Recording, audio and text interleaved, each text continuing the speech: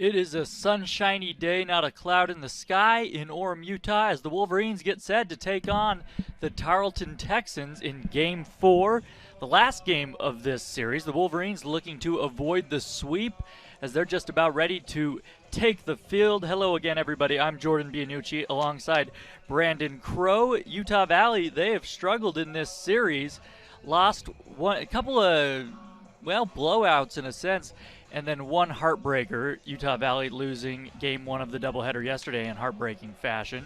As the starter, Mason Gray, heads out to take his warm-up tosses. I'll send it over to Brandon with the lineups. Thank you, Jordan. Good to be with you here today. For Coach Aaron Mead and his Tarleton State Texans. Starting lineups for you: Brian Aguilar, shortstop, leading things off, followed by Tyler Fowler, the DH, Kimwell Thompson Rivera at second, Blake Burns, the lefty, at first, London Green in right field, Wade Rayburn in center, Colby Seltzer in left, Dean Frew, the Aussie, in third, and Spencer Bloom behind the dish with Ryan Jacobs on the mound. And then for Eric Madsen's Utah Valley Wolverines, Garrett Broussard at shortstop, Alexander Marco in right, Brandon Luna, the DH, Cade Polson at first, Trey Newman at catcher, Mick Madsen at third, Mitch Morales at second, Tavin Lawrence in center, and Ty Mead in left field. So, Mason Gray taking up his tosses. Yeah, a couple of late scratches for Utah Valley. Drew Sims was in the lineup, and then just about 20 minutes before game time, he was scratched. And Trey Newman, the freshman, as you mentioned, Brandon, getting the start.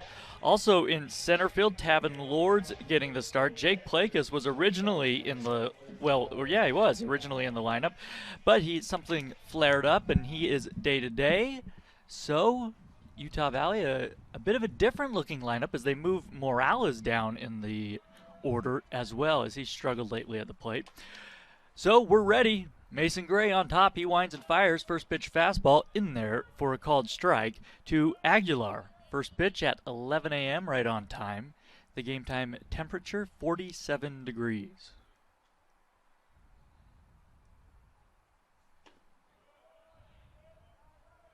Off speed, misses down and away, and it's 1-1 to the right-handed hitter. Aguilar hitting .279 on the season. Fastball swung on and chopped slowly in the hole, charging Broussard. He gloves it, throws to first, just in time to get Aguilar by a half a step.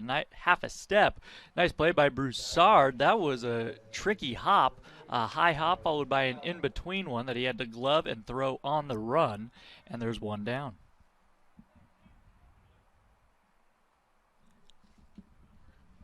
So that brings up Fowler, the switch hitter, hitting from the left side. First pitch is I think that was the changeup from Mason Gray. Missed outside though, low and away, ball one. Fowler, the designated hitter, hitting .278 on the year, 3 home runs. A swing and a liner foul onto the grassy berm down the left field line where the kids chase after it. A sparse crowd early on here on a beautiful Sunday morning. A little chilly, but the sun is shining. A good day for baseball. The 1-1. Fastball misses up high to Fowler, and it's 2 balls and 1 strike. Thomas Rivera, I should say, is on deck for Tarleton. They won the first 3 games of this series, looking to sweep Utah Valley. From the windup, Gray comes home. Fastball catches the outside corner, and it's 2-2. The home plate umpire is Matt McMahon. At first base, it's Michael Chuckerman. And at third base, Steve Hilgendorf is the umpire down there. 2-2, Gray from the windup. Slider missed down and away.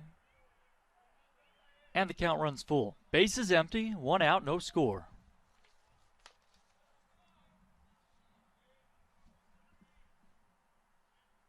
Three-two pitch. Fastball at 91 miles an hour, fouled off down the left field line, well out of play. And we'll do it again. Fowler has not hit well in this series. He's just 2 for 13. Broussard, the shortstop, shaded up the middle. 3-2 pitch, a swing and a one-hopper to the backhanded side of Broussard. He snags it, throws from the outfield grass. He's safe at first base. Another excellent play by Broussard, showing off the arm deep under the outfield turf. But Fowler a little too fast, and he beats out the infield single. Broussard got another tough in-between hop there that he backhanded. A really nice job. But Fowler is aboard. One man on, one man out for Kemuel Thomas Rivera, the second baseman hitting from the right side. First pitch fastball at 89 miles an hour, settles in on the inside corner for a called strike one. Kemuel Thomas Rivera, a junior, also hitting .278. He does have 5 big flies on the year as Gray checks on the runner. 19 men batted home for Thomas Rivera. Open stance, waving that bat behind his right ear as he takes a off-speed pitch, maybe a bit inside. That was a borderline, called for a ball. It's 1-1. Polson holding on the runner. Fowler has stolen 2 bases this season. He has not been caught. A short lead over there for him. 1-1 pitch, a swing and a drive to left field, going back, and it's over the head of Meade. Now he slips and falls. The carom rolls past him. Holding at third is Fowler. Into second with a double is Thomas Rivera. And right away, Tarleton back at it. Meade getting the start in left field today. He has only played in 8 games this season, and he initially broke in on that ball. By the time he realized that he needed to go back on it, it was over his head. Then to compound the problem, he slipped and fell, but did a nice job to recover to keep that run from scoring. But runners at second and third for Burns, just 1 out. So Tarleton does not need a base hit to take the lead and get a run on the board. Gray into his stretch, the pitch. Changeup outside for ball 1.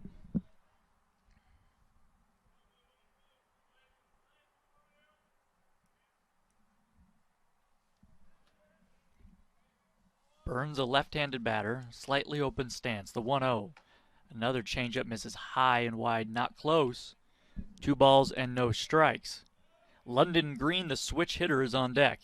He has been nearly unstoppable in this series. So Gray certainly doesn't want to pitch around Burns, who's hitting .327 himself, though. The 2-0 pitch swung on, fouled back to the screen. A challenge fastball middle in that Burns was a bit late on. Burns in this series, he's 5 for 10 with a double, 3 RBIs. The 2-1 pitch from Gray. Fastball swung on and missed. Took something off of it on the outside corner, and it's 2-2. Well, certainly a strikeout situation for Mason Gray. The infield playing back for Utah Valley. They would concede the run on a ground ball. 0-0 our score. 2 men on, 1 man out in the top of the first. The pitch, fastball swung on, fouled back to the backstop. So we'll see 2-2 if Gray comes back with another fastball, because although Burns was a little late, he was right on that one. Mason Gray trying to work around a single and a double.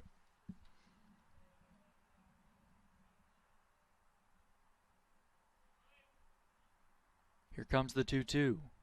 Fastball misses high and wide at 91 miles an hour, and the count runs full.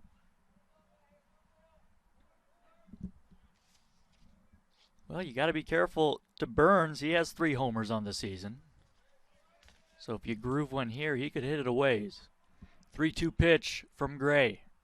Swing and a foul tip into the glove of Newman, but it pops out. Couldn't quite squeeze it. So the count remains full.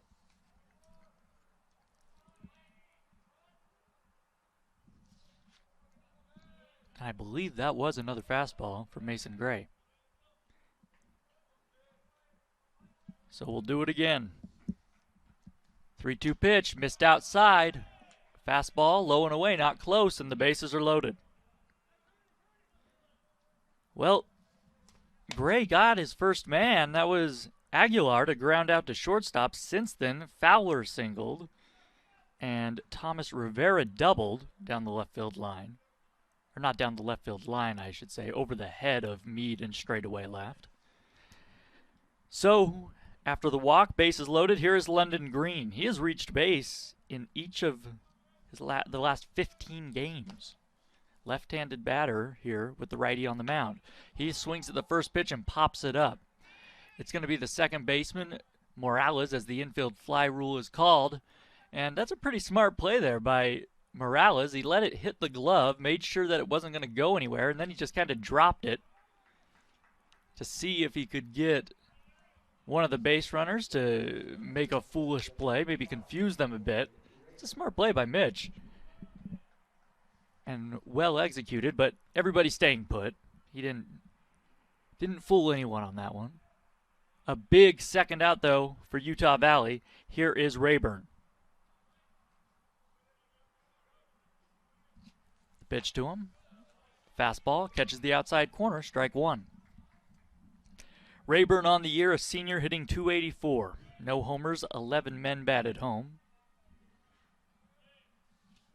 0-0 our score. Bases loaded, 2 outs, top of the first. The pitch, a swing and a foul back, and out of play. Fastball at the knees, and it's 0-2. So Mason Gray does not have to come in here. He'll try to tempt Rayburn to chase something a little bit outside of the strike zone. He's got to be careful, though. If he bounces one and it gets by the freshman Newman, well, that would mean a run. Fowler would come in to score most likely. The 0-2 pitch. Fastball way up high.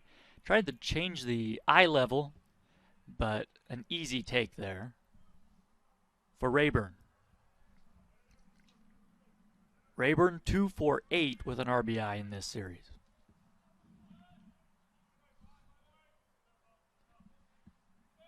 Gray set away from his body. 1-2 pitch is grounded up the middle, a base hit. One run's going to come in to score. They're going to wave in Thomas Rivera. Now dropping the ball in center field is Lords. He picks it up, quickly slings it into second, but not before 2 runs come in to score, and Burns advances to third base. It's 2-0 Tarleton on a 2 RBI single off the bat of Rayburn.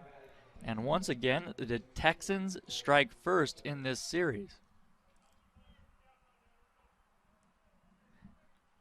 And Brandon, I couldn't tell if Burns was going to take third on that anyway, or if the dropped ball caused him, or allowed him to take third, I should say. It would have been close. He was about halfway there, and then he took a look back and saw that the bobble was there, so he just took off. It would have been close. So men on the corners as Seltzer takes a strike. 2-0 Tarleton. The runner takes off from first. Ball misses inside. The throw down is high and over the head and into center field. That will allow Burns to come in to score. It's 3-0. So another mistake by the Wolverines, and it costs them a run. The freshman Newman just airmailed that throw. And give him credit. I mean, he's trying to gun down Rayburn to end the inning, but way over the head of Morales covering, and that allows Burns to score. 3-0 Tarleton. The pitch. There's a strike 2 called on the outside corner. Fastball from Gray.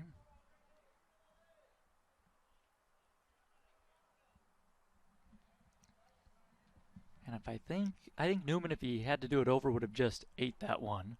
1-2 pitch, a swing and a shot to third. One hopper off the chest of Madsen. He's going to chase down the runner. A toss back to Morales covering second base, and he tags out Rayburn to end the inning. But Tarleton puts 3 on the board on 2 hits. They leave a man stranded. We go to the last of the first inning. It is the Texans 3, the Wolverines coming up.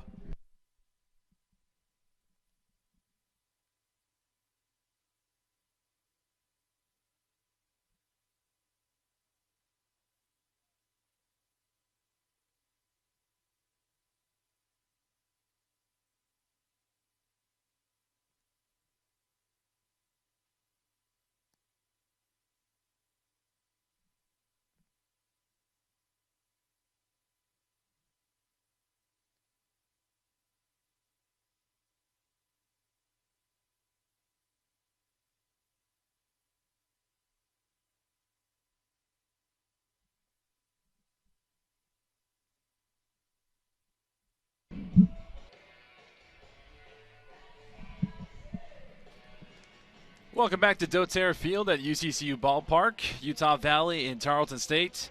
Game 4 of the 4-game series this weekend. Brandon Crowe with Jordan Bianucci.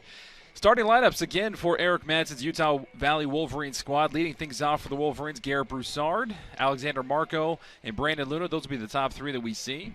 Should we go further, Cade Polson, Trey Newman, Mick Madsen, Mitch Morales, Tavin Lords, and Ty Mead.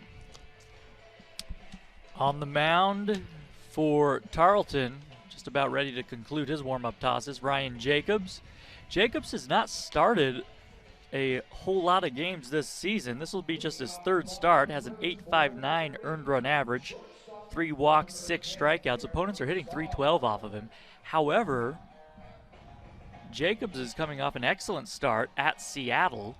He went 4 1/3 innings, gave up 2 hits, no runs, no walks for the righty.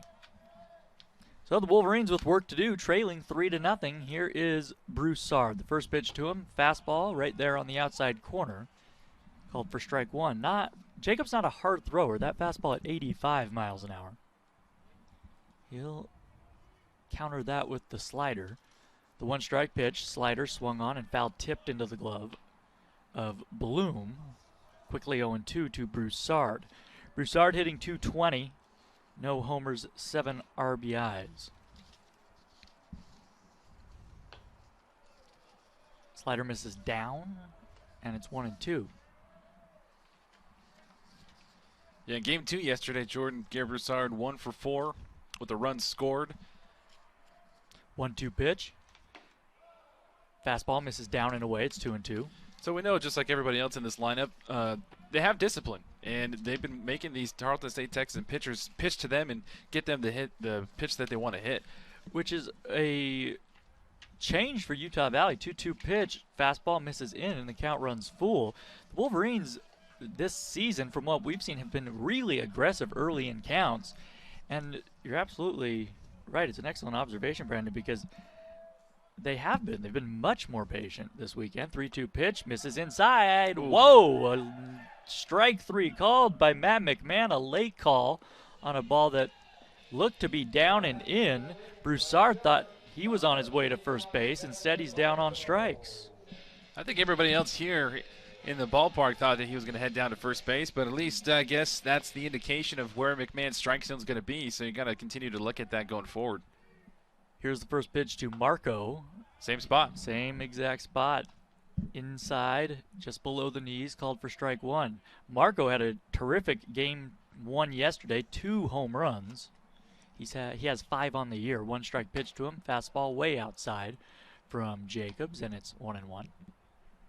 More fans filing in, I should say, on a sunshiny morning here in Orem. A swing and a sharply hit ground ball foul on the third base side.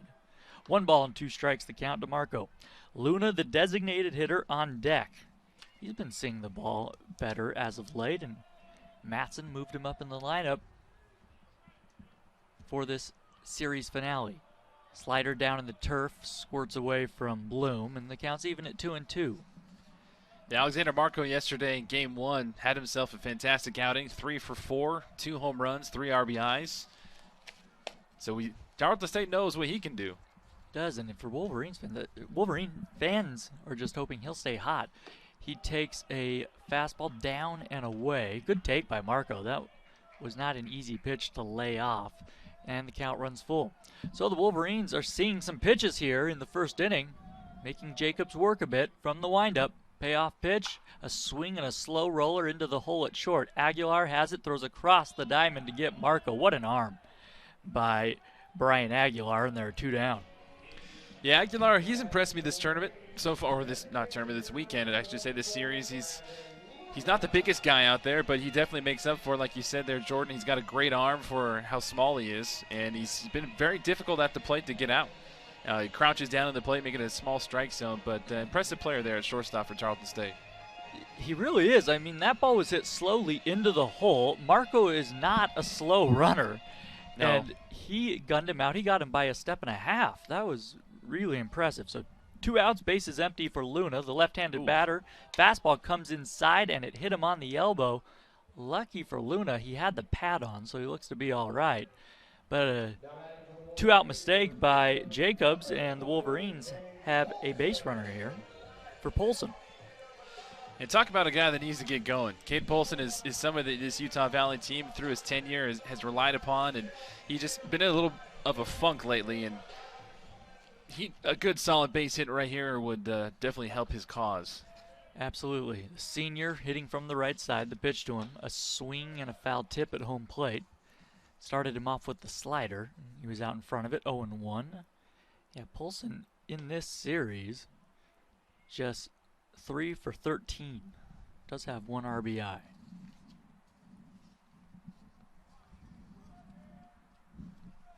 Luna with his lead at first, held on by Burns. 3-0 Texans, bottom of the first inning. 2 outs. The pitch, a swing and a miss. A big hack there by Polson at the fastball, and he comes up empty, 0-2 the count. Should Polson reach, it would be the freshman Trey Newman.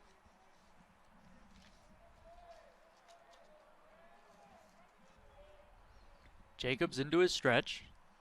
Pitch, a slider, tapped foul again at home plate. Nice job by Polson just to stay alive, but as you mentioned, Brendan, he just doesn't look quite comfortable up there right now. No, it looks like he's just swinging. It doesn't look like he has a plan when he goes up there. He's not waiting for his pitch like we're seeing. You know, the first 3 pitches that he's seen, he's swung at. And so I'm not sure if, it's part of the funk that he's in, but got to get out of it somehow. 0-2 pitch, a swing and a foul. That's going to slice over near the sidewall, near the dugout, and that one stays in play, making the grab as Burns. I thought that might get out of play. It did not. So Polson fouls out. The Wolverines leave a man stranded. No runs. On to inning number 2. It's the Texans 3, the Wolverines nothing on the WAC Digital Network and GoUVU.com.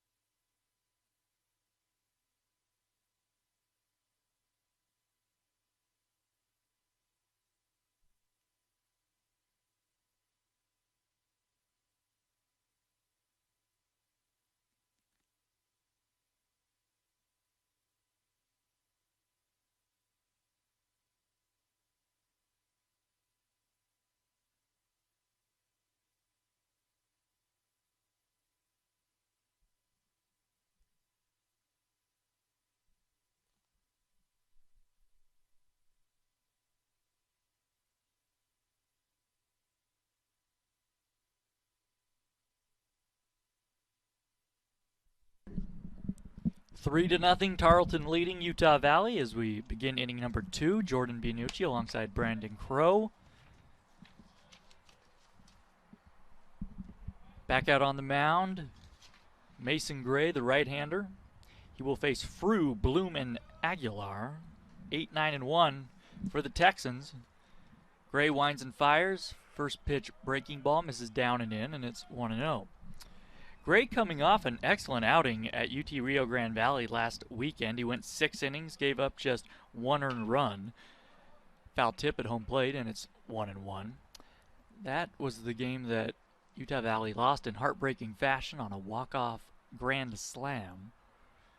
But Gray, after a rough first inning, looking to get into a nice rhythm here. The 1-1. Breaking ball misses inside. And it's 2-1. The defense did not help out Gray a lot in the top of the first. 2-1 pitch to Frew is swung on and foul tipped into the glove of Newman. It's 2-2. Newman tried to throw out a base stealer, would-be base stealer, and it was a little high and went into center field, and that allowed to come into score. So Gray was not charged with that one. Here's Newman in foul territory, as that one's popped up and he dropped it. Had it in his glove and just couldn't squeeze it. That will be an error on Newman, and You talked about the defense not helping him out the last time up, and that's just one of a handful, if not maybe a dozen type plays throughout this weekend, Jordan, that Utah Valley, they just got to capitalize on those. They got to make those plays, and those will help them out. But when you don't, they come back to hurt you. Just like that, and Gray hits Frew on the left wrist. And the home plate umpire, Matt McMahon's coming over to take a look at him. And I'm not sure what McMahon is. McMahon thought that it hit the knob of the bat. It made a different sound, came back, and so that's what he's telling Aaron Mead, the head coach of Tarleton State. And yeah, they're having a meeting here trying to see. Frew's going, look at the mark on my wrist. And McMahon's saying, yeah, it might have hit your wrist, but also hit the knob of the bat, too. That's why I said it was a foul ball. Newman's over there making a case. So they're going to give him first base. They're going to say it hit him, and now Newman complaining to McMahon. And here comes Eric Mattson. He's going to want an explanation. And McMahon will head over and chat with Eric. Well, none of this would have mattered had Newman been able to squeeze the pop-up in foul territory. So, yep, very true. So just another mistake, another play that needs to be made by the Wolverines. And look, Trey Newman's a freshman, but he'll tell you that's a play he has to make. Oh, most definitely. And you can tell just by the body language that he had. After he dropped the ball, he was frustrated, and slammed the ball to the turf and picked it back up. And learning. He's learning and growing, but still, you got to make those plays. And now Mason Gray will just got to try and battle within himself and try and get a ground ball to get a double play. Yeah, Newman has played overall really well for Utah Valley this season, spelling Drew Sims, including today, as Drew Sims was a late scratch. Here is Bloom. He shows bunt, pulls it back, and takes a fastball high for ball one. I say a fastball. The radar gun had that clocked at just 73 miles an hour, but either way, ball one. Bloom, a right-handed batter, does not show bunt here, takes a ball down low, and it's 2-0 to him. 3-0 Tarleton. Top of the second, one on, nobody out. Bloom hitting just 176 on the year. From the stretch, Gray comes set the pitch. And a fastball is taken for a strike on the outside corner. It's 2 balls and 1 strike. Looks like Bloom was taken all the way. 2-0 is usually a traditional hitter's count, and Mason Gray knowing he doesn't want to go down 3-0. And so that just tells you what the approach is so far for the Texans. Short lead at first for Frew, a swing and a foul down the third base line, and it's 2-2. Well, you mentioned the Wolverines would love a double play ball. They are 20th in the nation in turning double plays this season. It's been a real bright spot, I beg your pardon, for the Wolverines. 2-2 here to Bloom. This is a guy you really got to get. He's struggled at the plate this season. Top of the order, waiting on deck. Fastball misses high and wide, and it's 3-2. Yep, these are the moments where Mason Gray's really got to find it within himself. Got to battle out there on the mound, full count. Doesn't want to walk Bloom. Doesn't want to give the 2 free passes. 3-2, misses way outside, not close, and Gray has hit a man and now walked Bloom to begin the second inning, and that turns the order over. Here is Brian Aguilar, who bounced out in the first. So again, the Wolverines right away in trouble as Aguilar peers into the dugout, gets the sign from Aaron Mead. We'll see if he tries to bunt. Mattson in on the edge of the grass at third base. Polson on the grass at first. The pitch, he shows bunt, pulls it back, takes a fastball on the outside corner for strike 1. Yeah, yesterday combined in games 1 and 2, Aguilar went 2 for 8. So although he is small and has been struggling lately, he had 3 strikeouts yesterday. If he gets connected or if he gets on, he's trouble. Here's a bunt out in front of home plate, but it hit the runner, or hit the batter, I should say. So dead ball. Hit him in foul territory. 0-2 the count now. So we'll see if Aguilar, you would think he'd be swinging away here. 2 men on, nobody out. Tarleton looking to add on to their 3-0 lead here in the second inning. Newman a little frustrated after that bunt, but his body language suggested that he probably thought that didn't hit him. Trying to make up for that drop. Yeah, if that hadn't hit him, he may have been able to get the lead runner at third. 0-2 pitch from Gray. A swing and a chopper foul off the facing of the third base dugout where the Wolverines are. 0-2. A off-speed pitch there from Gray. A lazy breeze blowing in from right field. The outfield straight away, medium deep all the way around for the Wolverines. 0-2 pitch to Aguilar. A swing and a foul off to the right. Just an emergency swing there from the right-handed hitter. Did a nice job just to get a piece of it. A fastball that he seemed not to be expecting. So the count remains at 0-2. Well, the Wolverines, an important game, not just to avoid the sweep this afternoon, but to get out of the cellar. They are in last place in the WAC, a half game behind Northern Colorado. The 0-2 pitch, curveball, misses inside, and it's 1-2. If the season ended today, Utah Valley would not make the conference tournament. The Wolverines 6-26 overall, 4-15 in the WAC. The 1-2 pitch coming to Aguilar, a swing and a foul back and out of play on top of the rooftop. Another off-speed pitch there from Gray. Count remains at 1-2 strikes.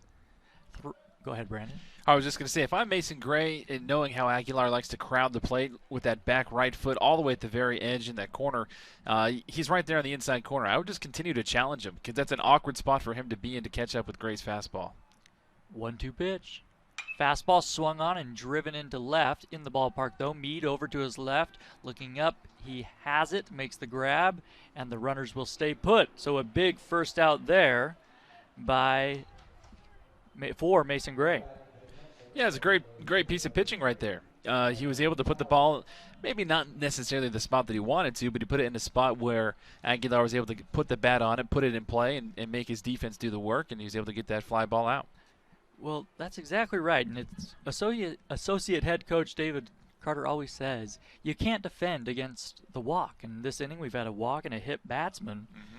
And right there, exactly, not a great pitch in, middle away, but a strike made Aguilar put it in play, resulted in an out, let the defense do the job. Here's a ball in the turf, blocked by Newman.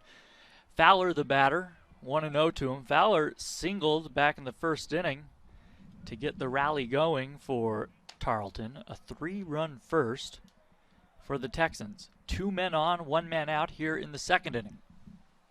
Gray set, here it comes. Nice pitch. Really good off-speed pitch there. The changeup right on the outside corner, called for a strike.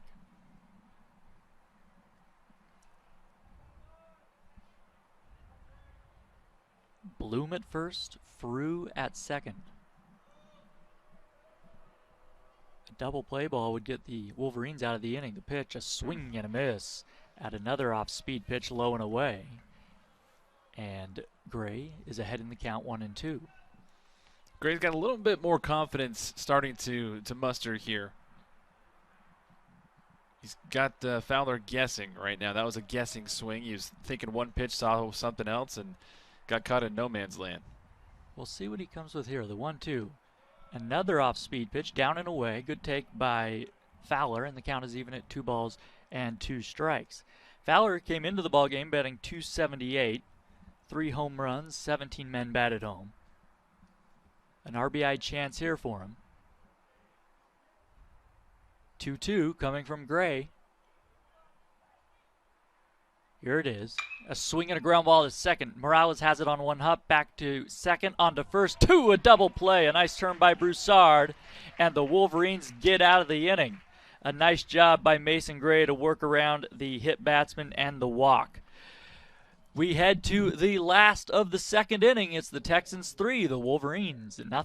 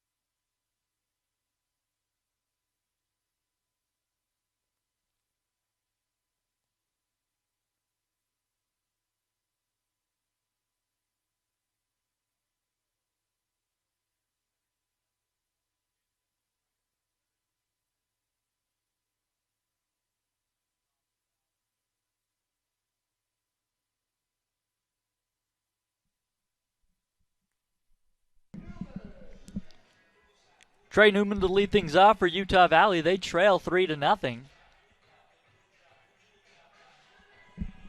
As the right-hander, Ryan Jacobs, back out on the mound for Tarleton. First pitch to Newman. Slider misses down and away, ball 1. Well, the Wolverines need some base runners. However, they got the double play ball to get out of the jam in the top half of this inning. There's a strike called to Newman on the inside corner. 1-1 the count to him. Newman hitting just 189. He's had 37 at-bats this season. 2 home runs, though. 1-1 pitch. Slider misses down and away, 2-1. Newman, for a freshman, he's had some really good at-bats this season. And it's tough not playing every day, not knowing when you're going to play. Here's a swing and a drive down the right field line off the end of the bat. That one's going to fall. It's a fair ball. Over to plate in right field, and misplaying it is Green. He bobbles it. Newman speeds into second as the relay is wild. Cutting it off was Aguilar in the middle of the infield. Newman on the turf overslid second base. We've seen a lot of that in this series, but Newman, hey, he'll take a double any way he can get it, a bloop or not. He's at second base with nobody out. The best way to make people forget about a defensive mistake is trying to make up for it offensively. And Newman trying to do exactly that, getting a fantastic leadoff double for the Wolverines here. Absolutely. Here's Mick Matson. Matson from the right side. He's been seeing the ball better as of late after struggling during the first half of this season. Fastball up and in for ball 1.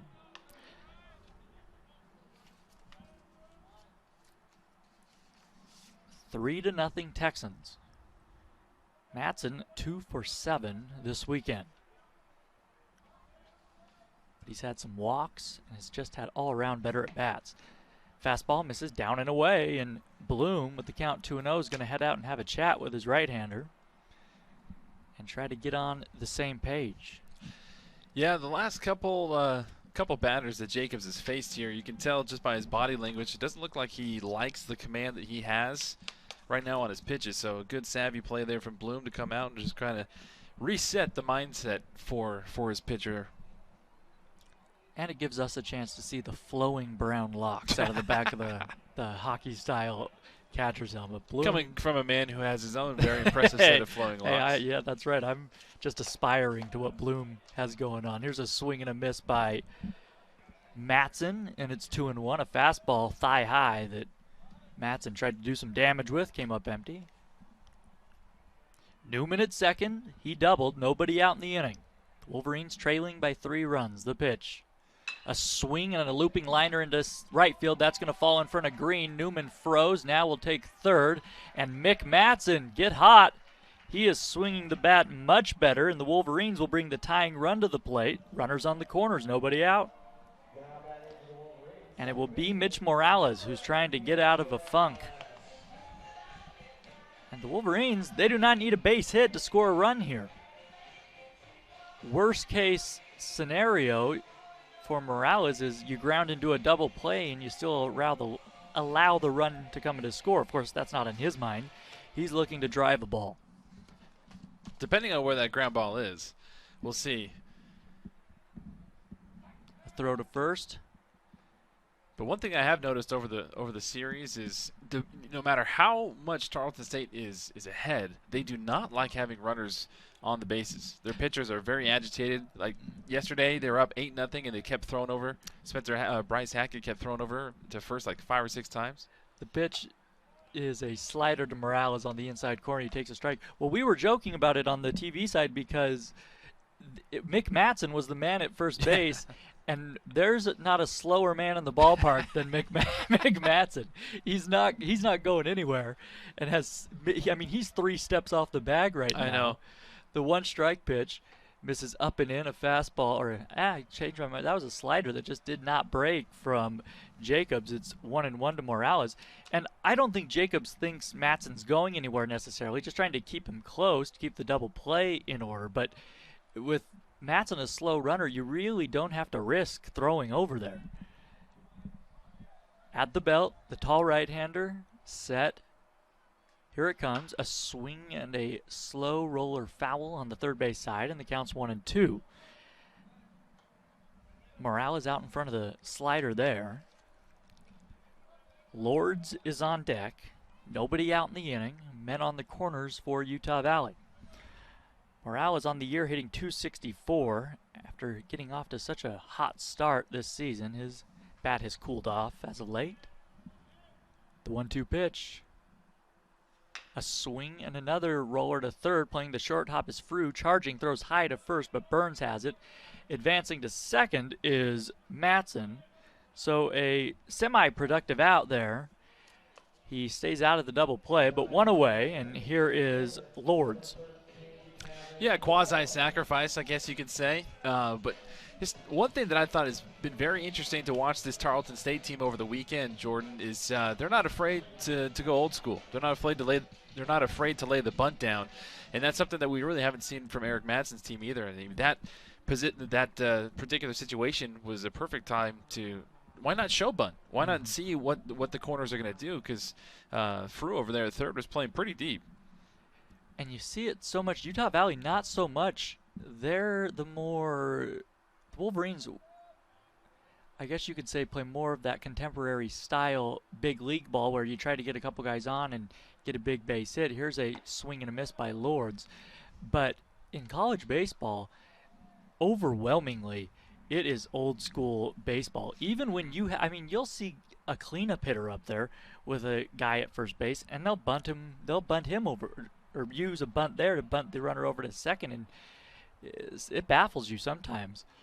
Going, let this guy swing away. Here's a swing by Lords, fouls it high and off to the left, and he's in the hole 0-2. Especially on the West Coast.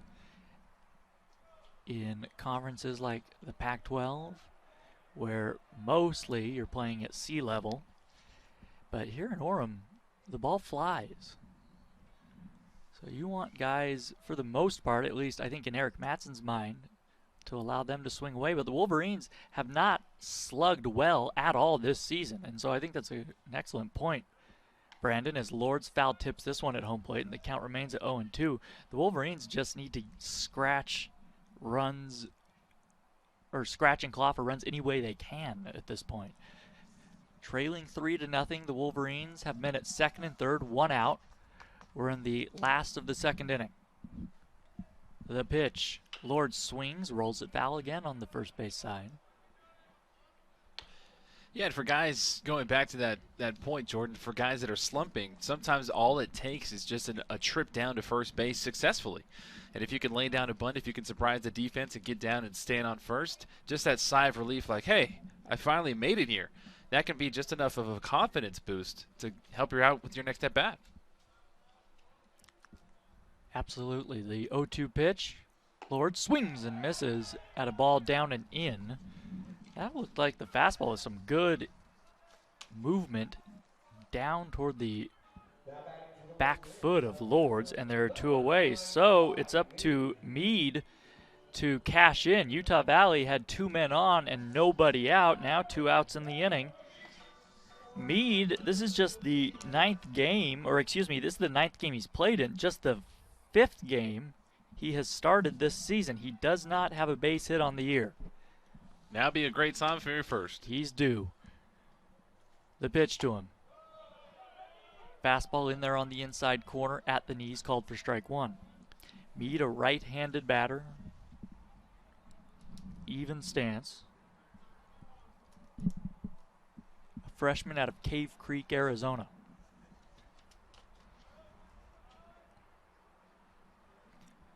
Newman led off with a double, followed by a single by Mick Matson. Since then, a ground out and a strikeout. 1 strike pitch. Meade swings and misses. He was trying to tie the game with that swing. Yeah, he was. A fastball up in the zone, but he couldn't make contact, and it's 0-2. Now he's got to shorten up and protect. 2 men on, 2 men out. Jacobs set. Here it comes. A swing and a slow roller to third. Meade hustling, barehanding it through. He can't come up with it. Now he slips. 1 run comes in to score. Matson stays at third base. Meade reaches first safely, and the Wolverines catch a break. A nice job by Meade just to make some contact. He put some pressure on Frew, who's been so good defensively, but that would have been a very tough play, and he just couldn't squeeze it with the bare hand. Swinging bunt there, Jordan. It's a difficult play. The home statisticians scored that a hit, and rightfully so. It's a difficult play, even if he did barehand it. Given that speed, I'm not sure if that would have been close. But still, I mean, essentially a swinging bunt, and we were able to get a run across, and Utah Valley's cooking. Here's Broussard. He lines one into left center field. Coming in to score is Matson. Heading for third is Meade. He's going to be waved around as it's misplayed in the outfield by Rayburn. He comes in to score. The throw into third gets by the third baseman, and off the screen of the dugout, backed up by Jacobs, but we are all tied up at 3. See what happens when you get people on base, Jordan? That confidence continues to just ooze. And Utah Valley, it's a brand new ball game here in the bottom of the second inning, all tied up 3 apiece. And Broussard, that was not a swinging bunt. He scorched that one into left center field, and it just got by Rayburn, who, man, guys are slipping and falling a bit today on the turf, and it's not wet out there, but the Wolverines taking advantage as Broussard smashed that one. And here comes Aaron Meade to have a word with his right-hander as the infield convenes. But Broussard coming up big. They will give Broussard a triple, no error in the outfield. That ball was clobbered. Yeah, you mentioned, Jordan, that it's not wet. Utah Valley did have some moisture and some rain on Friday, but after 2 games yesterday and then so far today, the weather's been great. It's just, you know, for a lot of teams that don't play on this turf naturally, it is a different adjustment. I know when I was playing in grass growing up with dirt and then switching over to teams that had the turf, it was a mess at times. And so I think, well, we've seen both Utah Valley and Tarleton State, you know, slip and fall, so it's not just one team, but it is tricky out there. Here is Alexander Marco. First pitch fastball misses down and away. Well, we saw in game 1 that Tarleton, they were not used to playing on the wet turf, and they overslid the bag 3 or 4 times in that game, and it cost them. I think they made 2 outs in that ball game over sliding bases at one point or another. The pitch to Xander is swung on and fouled back to the backstop, and it's 1-1. Fastball at the knees there. Marco just a bit behind it. The go-ahead run is at third base in Meade. He picked up his first collegiate RBI on the swinging bunt. Marco trying to give the Wolverines the lead as he swings and fouls this fastball back, and it's 1-2. Marco last inning grounded out on just the first pitch he saw. Had an excellent day yesterday, a couple of home runs. The 1-2 from Jacobs. Good eye. Good eye. Slider misses down and away. And it's 2-2. Yeah, good 1-2 pitch there from Jacobs, and an even better job by Marco to lay off. Jacobs working quickly. He kicks and fires. Swing and a miss. Got him with the slider on the inside corner, and the inning is over. However, Utah Valley gets 3 runs on 4 hits. They leave a man stranded. We head to inning number 3. It's the Texans 3, the Wolverines 3 on the WAC Digital Network.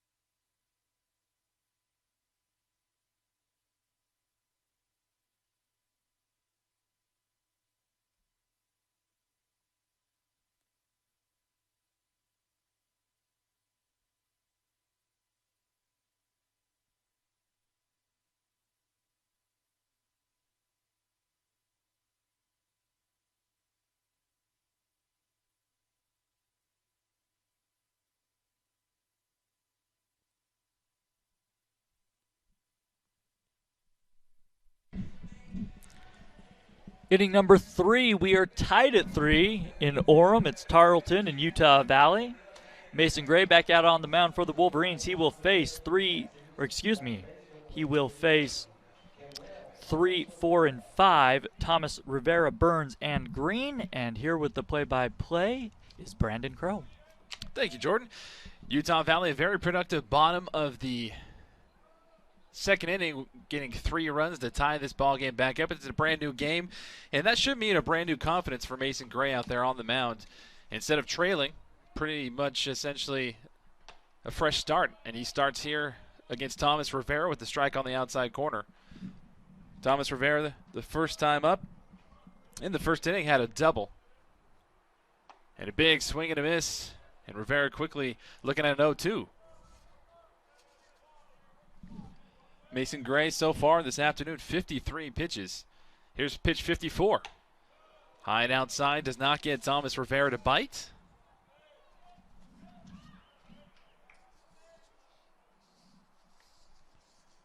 And a big swing and a miss. Down goes Thomas Rivera. Fantastic strikeout, the first registered strikeout of the day for Mason Gray. And a nice start here to the top of the third for the Wolverines.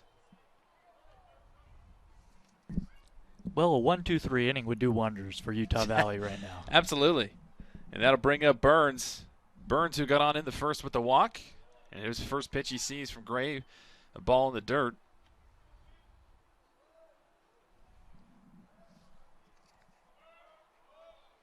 Burns in game 2 yesterday was 2 for 2 with an RBI.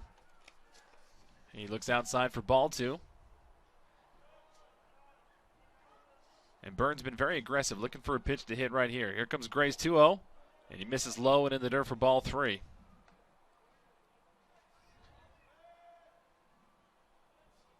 So Gray's been very effective when he gets ahead of the count. And a second straight walk for Burns on the afternoon. He trots down to first. Mason Gray looks back and signals to his middle infield. All right, it's turn 2 here. And a double play to get out of the inning would be fantastic. And London Green at the plate. London Green 0 for 1. It's going to be tough to double up London Green. He can fly. And Tarleton State so far this weekend, they've definitely showed that they are not shy about trying to take second base at all. They've had their fair share of attempted stolen bases and stolen bases. Here's the 1-0 pitch from Gray. And again, there's Green squaring around to show bunt. And home plate umpire Matt McMahon said that crossed the outside corner for strike 1. So 1 ball and 1 strike to Green. 1 out here in the top of the third. Burns with a decent lead over at first. Gray comes set and fires. And a check swing. Did he go? And he did not go, says Steve Hilgendorf. So 2 balls and a strike to Green. Like you said, Jordan has better than average speed. Very difficult to double up. Tarleton is tied for second in double plays. Grounding into double plays, I should say, in the WAC this year. So it has been an issue for the Texans. Sorry to talk over that pitch there for you, Brandon. Here's the 3-1. And a big swing and a miss. Fantastic slider on the inside corner. I've been doing the video, the live stream all weekend, and I'm going, well, the viewers, they can see what happened there. No, we're also doing just audio. I got to be quiet. We have to tell them what's happening. Here's the payoff pitch. And this one poked over to a line drive cut at short by Broussard. They double him up at first. Burns can't get back in time. Not a traditional double play, but a double play to end the inning nonetheless. Mason Gray tips his hat to his teammate Broussard. And a 6-3 putout ends the top of the third for the Texans. Utah Valley grabs their bats, tied up 3 apiece. Tarleton State and Utah Valley.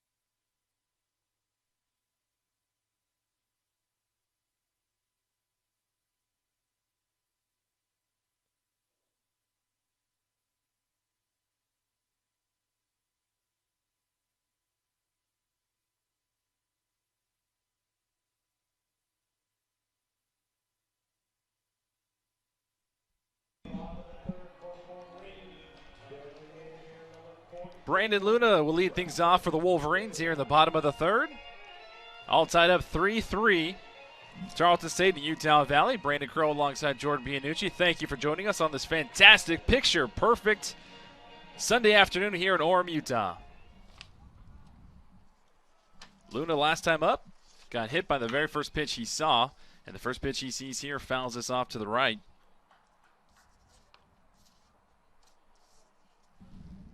Jacobs so far in the afternoon, 43 pitches. And here's the 0-1 to Luna. And Luna hit by the second pitch he sees in this at-bat for the second time of the afternoon. And Luna not very thrilled about that. He kind of gave a sigh and a look up to the skies and say, "Are you kidding me right now?" But the Wolverines will take it. Base runner at first, and Cade Polson steps up to the plate. And Polson, who grounded out his first time up, still trying to get out of that slump. But a good sign here for the Wolverines to start off the bottom of the third. Here's the 0-0 pitch. Good eye there from Polson. Breaking ball outside for ball one. There must be some heavy sign giving here from the dugout. Cade Polson, about 5-6 seconds in between pitches, staring at his dugout. Here's the 1-0 pitch. Polson churns on this one, foul. If you thought that was bad, Utah Valley played Washington State just last week on a Wednesday night, and every time there was a guy on second base, the pitcher would step off for the Cougars, look into the dugout, get the sign. Here's the 1-1 pitch to Polson, fouled down the right field line, out of play. From the dugout, get the sign, check a wristband like a quarterback would wear.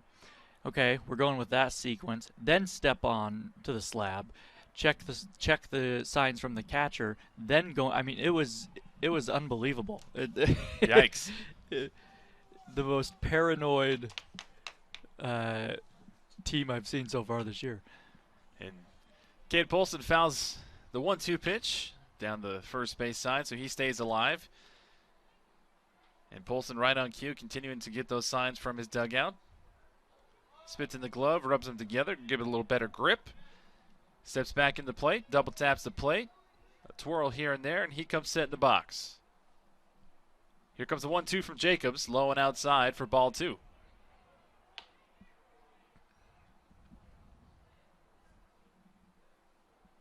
Jacobs not lacking in movement or velocity this afternoon. And if you don't believe me, you can ask his catcher, Spencer Bloom. He's gotten his fair share of calisthenics in so far this morning. Here's the 2-2 pitch, and a big swing and a miss. Down goes Polson as Ryan Jacobs pulls the string. And Cade Polson continues his hitting woes, 0 for 2 on the afternoon for the first baseman. And that'll bring up Trey Newman, the catcher. And Trey Newman, the freshman, who had a fantastic double his last time up.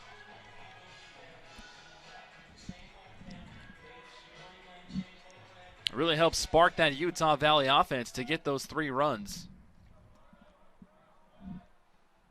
So with 1 away here in the bottom of the third, Utah Valley with Luna at first. Here's the 0-0 pitch. And a nice take there from the young catcher. 1 ball and no strikes.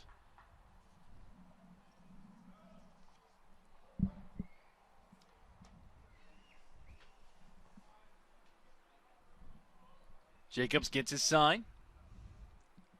Here's the 1-0. And a good curveball that hits the inside corner for strike 1. And Newman shaking his head in disapproval to home plate umpire Matt McMahon. And Spencer Bloom and Aaron Mead are going to come out and have a discussion here with Ryan Jacobs. And this looks a little bit more intense than normal. That was a good solid jog there from Aaron Mead, the head coach of Tarleton State, to get out there. We do see some arms warming up in the Tarleton State bullpen. Unless they're concerned about pitch counts, this would be an odd situation to take him out. He's only had 51. And Brandon, I'd love to tell you who's warming up in that bullpen, but the purple on black numbers for Tarleton, not real utilitarian. To say the least. Have no idea. It's a right-hander, I'll tell you that. We're here in the booth, and we're using our binoculars, and we're not even that far away, and sometimes it's difficult for us to see. But either way, Jacobs remains in the game. And Newman at the dish. Here's a 1-1 pitch. And this one gets by Bloom, and a good, solid secondary lead from Luna gets him down to second base. Heads up base running for the Wolverines takes themselves out of the double play situation and takes a little bit pressure off of Newman. So the go-ahead run for the Wolverines at second in Luna. And a 2-1 hitters count in favor of Newman. Here's a 2-1 pitch. Newman looks at that ball low and in the dirt for ball 3. And you can almost feel a sense of momentum slowly starting to shift in favor of the Utah Valley Wolverines here.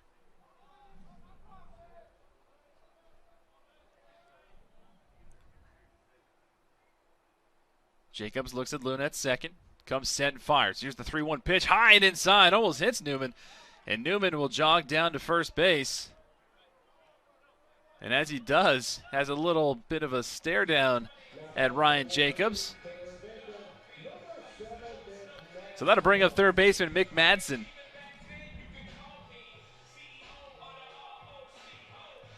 Mick Madsen singled to right in his first at-bat in the second inning. Looking to go 2 for 2 here and continue this hot streak so far this weekend. All tied up 3-3 here in the bottom of the third between Tarleton State and Utah Valley. First pitch Madsen sees, hits the inside corner for strike 1.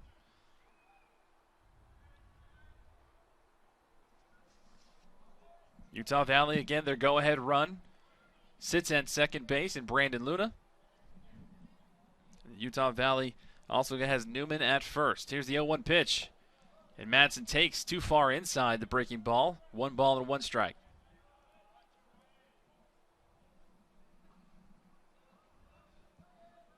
Middle infield playing back at double play depth. First baseman not holding Newman on. And Frew over at third playing even with the bag. Outfield playing straight away. Madsen takes low and in the dirt for ball 2. And London Green, again, very similar to what we saw yesterday. Very shallow in right field, almost like you'd see in adult league softball. Wade Rayburn playing medium depth. And Colby Seltzer medium depth out there in left as well.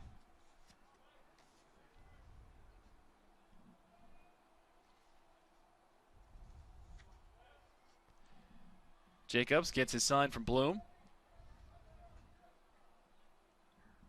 Here's a 2-1 to Madsen. Madsen pokes this one to the right side. Kimwell Thomas Rivera over to short. Madsen beats out the throw at first. Brian Aguilar making a tremendously acrobatic play to try and even get the ball over to Burns at first. So with 2 away, runners on the corners for Utah Valley. And Mitch Morales is at the plate. Well, we give Madsen such a hard time for being slow, so you got to give him credit, man. He was digging up that line and kept the inning alive for the Wolverines.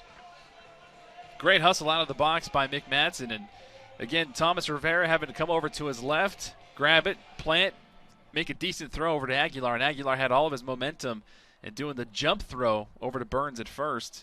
Got taken out by Newman. And the first pitch from Ryan Jacobs to Mitch Morales is low and outside for ball 1. So Utah Valley now with the go-ahead run, represented by Luna at third base, just 90 feet away. All tied up 3 apiece here in the bottom of the third.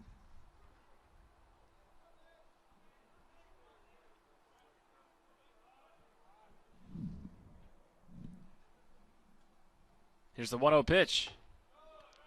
Good breaking ball, hits the inside corner for strike 1. Morales earlier in the second inning, his first at-bat grounded out to Frew at third. Utah Valley trying not to waste those precious base runners. Here's the 1-1. This one pokes again right at Thomas Rivera, who bobbled it. Still has enough juice on it to get Morales out at first, however. It looked like a brief moment of hope there for Utah Valley, but Thomas Rivera recovers. Makes a nice throw for the 4-3 putout. Utah Valley is retired in the bottom of the third. A couple of hits and base runners left on. No runs come across. We go to the top of the fourth. Still tied up 3 apiece between Utah Valley and Tarleton State.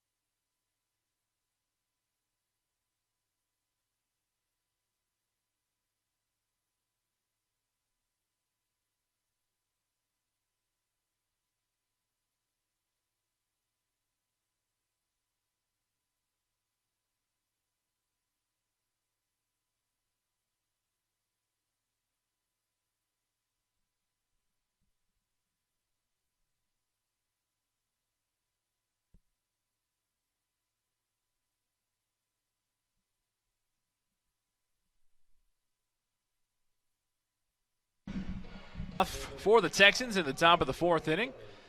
Utah Valley and Tarleton State tied up 3 apiece in game number 4 of the 4-game series over the weekend.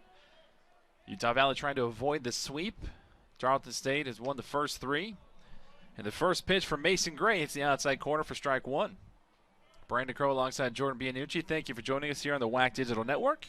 Utah Valley's GoUVU YouTube streams. And Mason Gray pulls the strings on a breaking ball and gets Rayburn swinging. No balls and 2 strikes. Again, a beautiful sunny day here in Orem. A little bit chilly, but still very much playable and more enjoyable than it has been the last couple of days. Not a cloud in the sky. Here's the 0-2 pitch. Here's a little number down to first base side. Polson's going to take it himself. 2 steps away from the bag and taps it for the first out of the top of the fourth.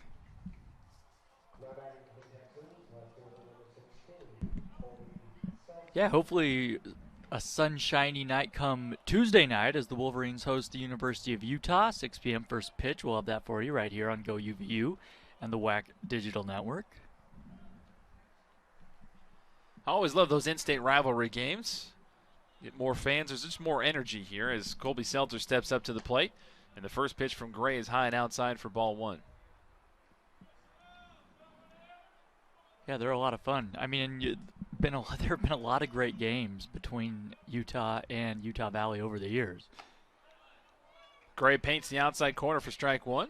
A lot of memorable ones. I mean, it was the University of Utah that snapped the Wolverines' 32-game winning streak back in 2012. There was a period in between where the Wolverines really owned the Utes for a while.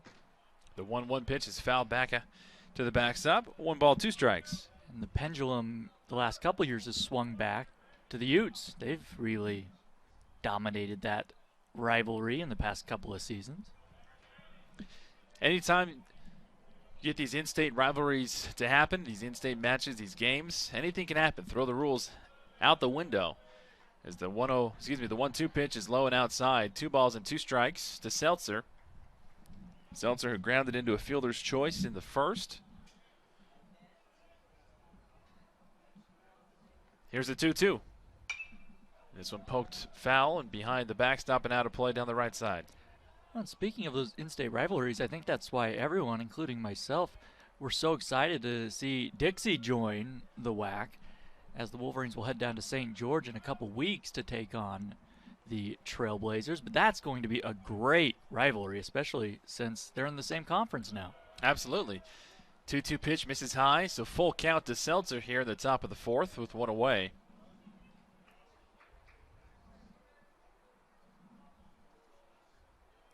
So see what Mason Gray has up his sleeve for Seltzer. Here's a 3-2 pitch. Breaking ball outside corner, got him looking. Fantastic pitch there from Gray. His second strikeout on the afternoon. 2 away here in the top of the fourth.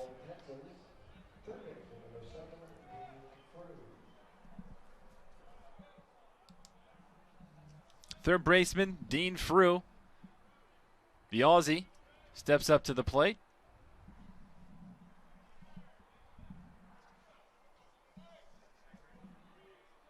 Frew yesterday was 2 for 4 with 2 RBIs. And the first pitch he sees, breaking ball hits the outside corner for strike 1.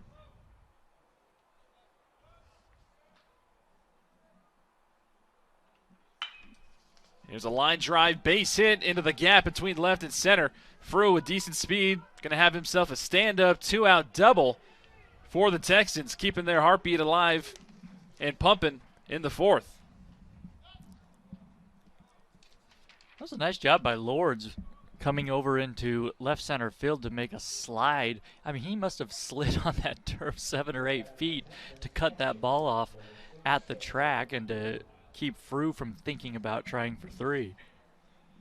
Yeah, we also saw Lords and Ty Mead out there in the first inning, slipping and falling, and so I think they're thinking that it's better just to slide instead of trying to run and stop.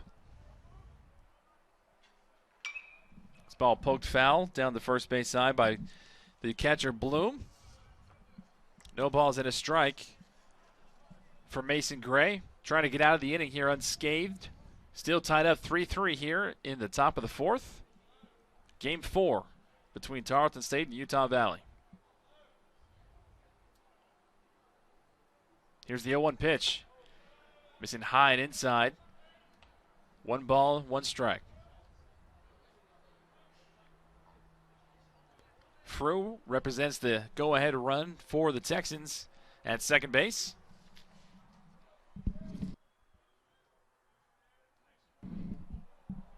Gray has a look at Frew at second. Now comes set, fires. Here's the 1-1 foul back to the screen. 1 ball and 2 strikes.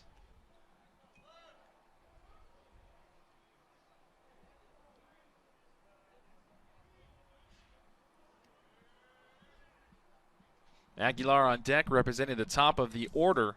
So Mason Gray would like to get out of the jam here. Time is called by Bloom in the box.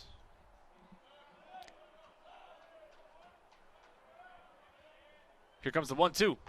Fastball low and outside for ball number 2. 2 balls, 2 strikes, 2 outs. Runner at second in the top of the fourth. You mentioned him, Brandon. Gray has really labored, up over 80 pitches now here in just the top of the fourth. Here's the 2-2 pitch. It's a fly ball lifted to center field. Should be playable for Tavin Lords. Camps underneath it for the out. So Bloom is retired, and so are the Tarleton State Texans in the top of the fourth. No runs come across. We're still tied 3 apiece. Utah Valley's turn when we return on the WAC Digital Network.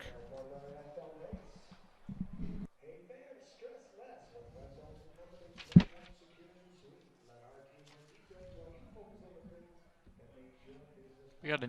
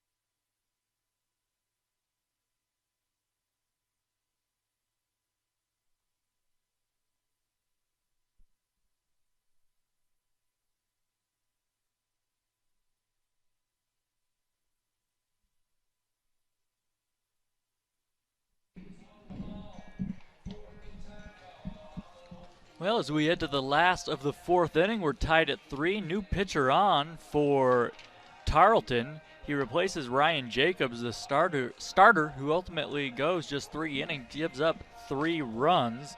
The new right-hander is Hunter Thomas. This will be his 10th appearance. He has a 7.36 earned run average. He's walked 16, struck out 12. Opponents are hitting .298 off the right-hander. A tall righty, 6 feet 4 inches tall, 225 pounds, out of Franklin, Texas. A transfer from Northeast Texas Community College. His last outing was April 13th against TCU. Did not record an out, gave up 1 run in that outing.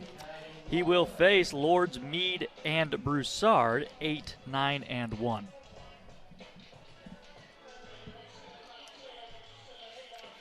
Tavin Lords, center fielder, will start things off here for the Wolverines in the bottom of the 4th inning.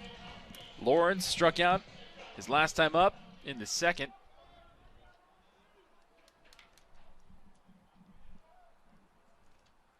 And he looks down the barrel at Thomas. Here's the first pitch, and Lawrence showing bunt and pokes us over the mound, but coming over to make the catch is Dean Frew. And maybe that's why the Wolverines have not been bunting. They need a little bit more bunting practice. But I like the idea, nonetheless, from Tavin Lawrence. He is retired to start the Wolverines campaign in the bottom of the 4th, and that brings up Ty Meade, the left fielder for Utah Valley, who had an RBI single his first time up in the 2nd. That swinging bunt, his first hit on the season. First pitch he sees from Thomas, inside for ball 1. Yeah, and with Lord's speed, as he matures, he's really got to hone that skill, bunting, because he can get a lot of base hits with that. Foul ball out of play down the right-hand side.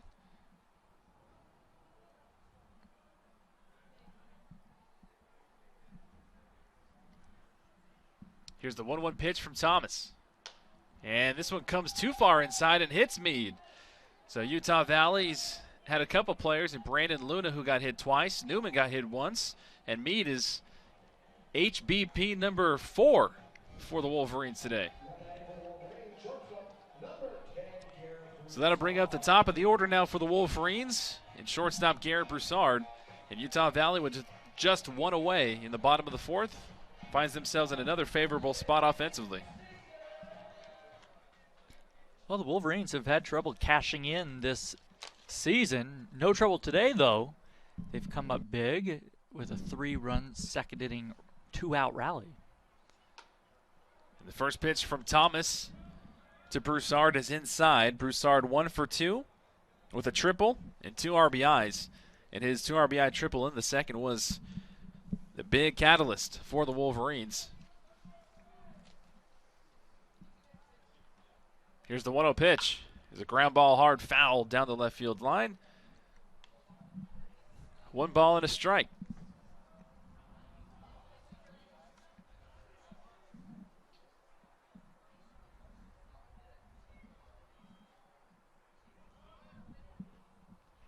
So Meade over at first. Thomas has a glance. Now comes back set. Here's the 1-1 pitch. Thomas goes. Meade is in there safely with the stolen base. Fantastic jump there from Meade. Ty Meade puts Utah Valley with the go-ahead run in scoring position. And Meade overslid the bag and was able to just get his toe back on it before being tagged. I'll tell you what, tomorrow, sliding practice for everybody. on this turf, talking to the players and coaches, you have to slide much earlier than you would on dirt. We have seen that this series. The 1-2 pitch fouled out of play. I mean, it's a slip and slide out there right now, and it's not even wet.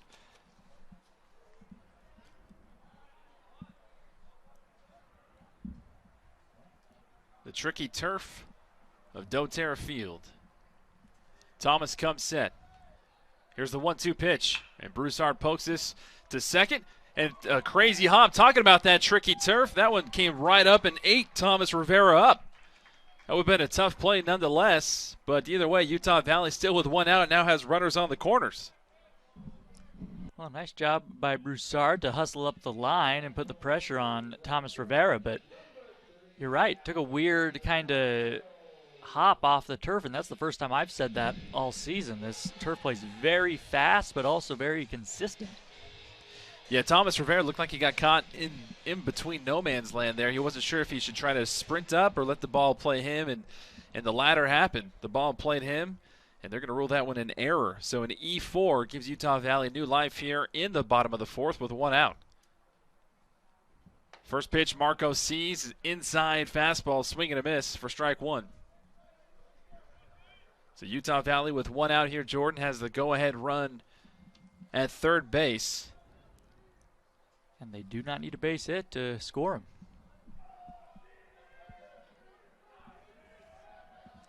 Here's the 0-1 pitch. Low and in the dirt. Ball 1. And Marco's just the guy to send one medium deep into the outfield that would score Meade from third base. Of course, Marco has other things on his mind besides just hitting a sacrifice fly, but that would do the job to put the Wolverines ahead. Here's the 1-1 pitch. And this one gets past Bloom, goes to the backstop, and Meade comes in.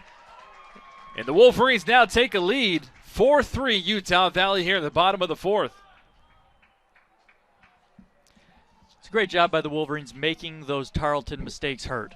The E4 on the Broussard bounce out, or this ground ball, I should say, and Utah Valley finally cashing in there, and on another mistake, a wild pitch there from Thomas.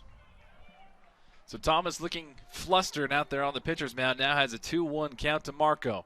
Here's the pitch.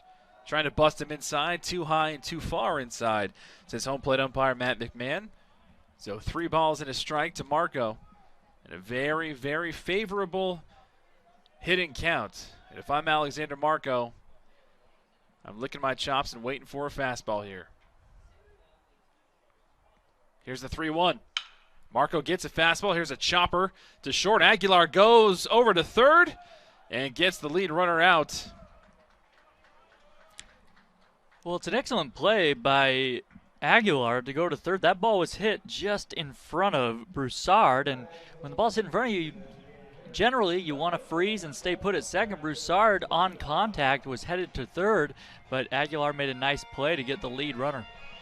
Generally, you would take a couple steps if the ball is played in front of you, but I'm not sure if there was a missed sign because, like you said, Jordan, he was going as soon as he heard the crack of the bat. So now Utah Valley with 2 away. Runner at first, and the first pitch that Brandon Luna sees fouls it back to the backstop for strike 1. But either way, Utah Valley had a run come across. They now have the lead 4-3 here in the bottom of the 4th off a wild pitch from Thomas. And Luna trying to extend the Wolverines' life here.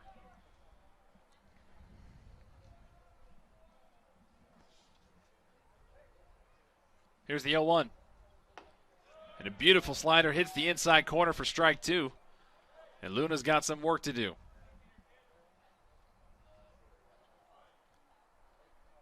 Luna steps out, takes a breath.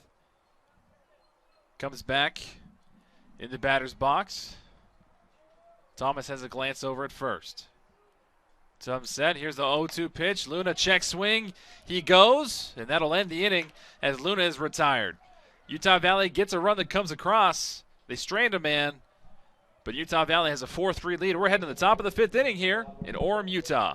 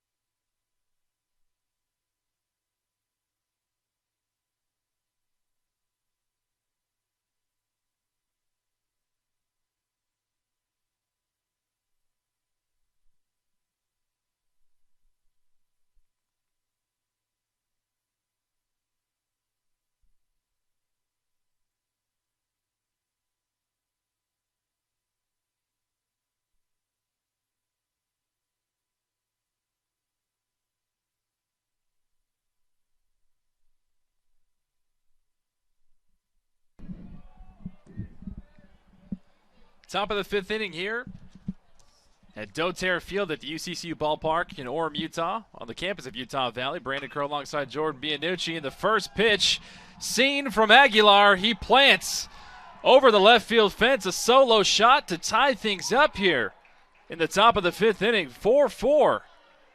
Aguilar wasting no time as he trots the bases with the big smile. The little man with the big swing ties things back up for the Texans. Well, I'm blaming that on you, Brandon. If you had thrown that over to me, I don't think that would have happened. Rookie mistake. So 4-4. Our score, one pitch, and Aguilar did not wait around. Here is Fowler. Fastball, I say fastball, breaking ball misses high and wide. Yeah, we got to get that radar gun fixed. Want to know? We really got to get the radar gun fixed. Mason Gray back out on the mound. Started this game. Here's a bunt foul down the third base line. So the lefty Fowler trying to catch Matson sleeping at third. Couldn't keep it fair though. Going back to what we talked about in the earlier innings here, Jordan, there's that shown bunt, that aggressiveness from Aaron Mead. Here's a swing and a roller foul on the first base side, and it's 1-2. Yeah, Tarleton State trying to get base runners any way they can. Fowler this afternoon 1 for 2. He singled and scored, part of a 3-run first for the Texans. 1-2 pitch to him is line foul. Look out onto the grassy berm down the left field line. A good-sized crowd out today on a beautiful Sunday afternoon. The sun is shining, a little chilly, but a good day for baseball. 1-2 pitch. Fastball misses way up and in, and it's 2-2.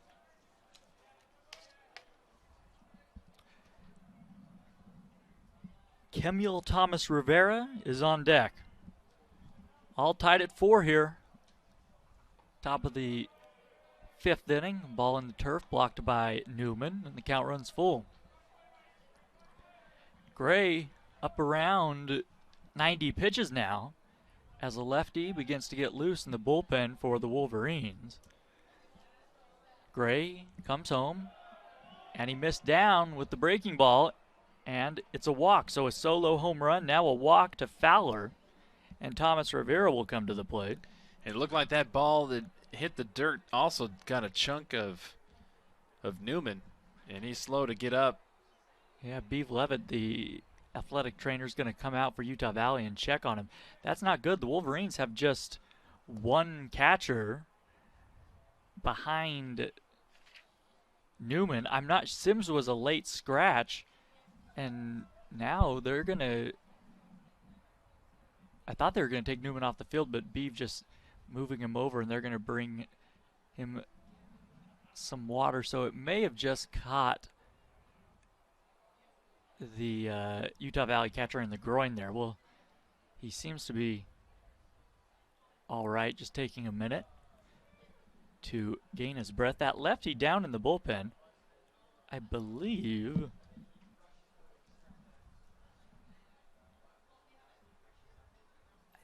well, I was going to say that's Pettit, but now I'm not so sure. They moved the bullpens back this season, or last season technically, when they put in the new field turf.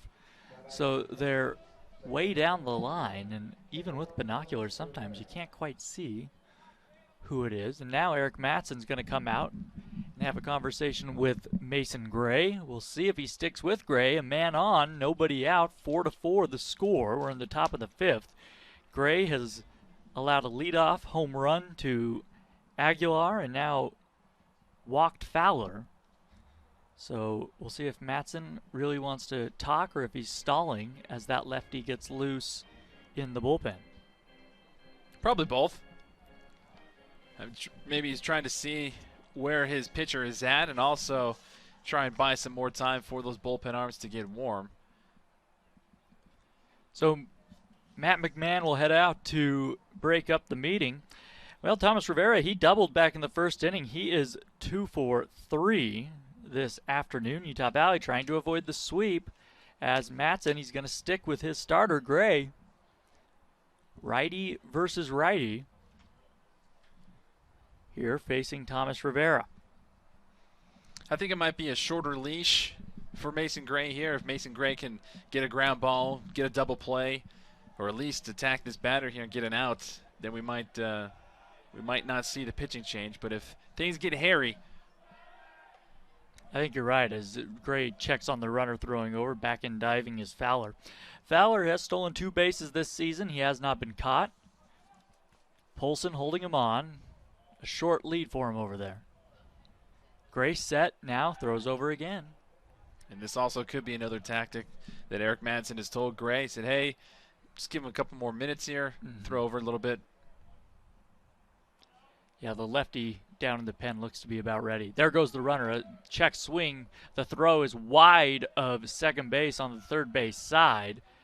And easily taking second is Fowler, his 3rd stolen base of the year. So a runner in scoring position. That's the go-ahead run. We're in the 5th inning. A tie game between the Wolverines and the Texans. So a base hit here, and Thomas Rivera would most likely pick up RBI number 20 on the season. The pitch, curveball, stays up and in, and it's 1-1. Gray wants a new baseball. So a big moment in this game. Gray has yet to retire the Texans in order this afternoon. He has been in the stretch all day long. The 1-1 pitch coming to Thomas Rivera. A swing and a miss. He chased a slider down and away, and it's 1-2.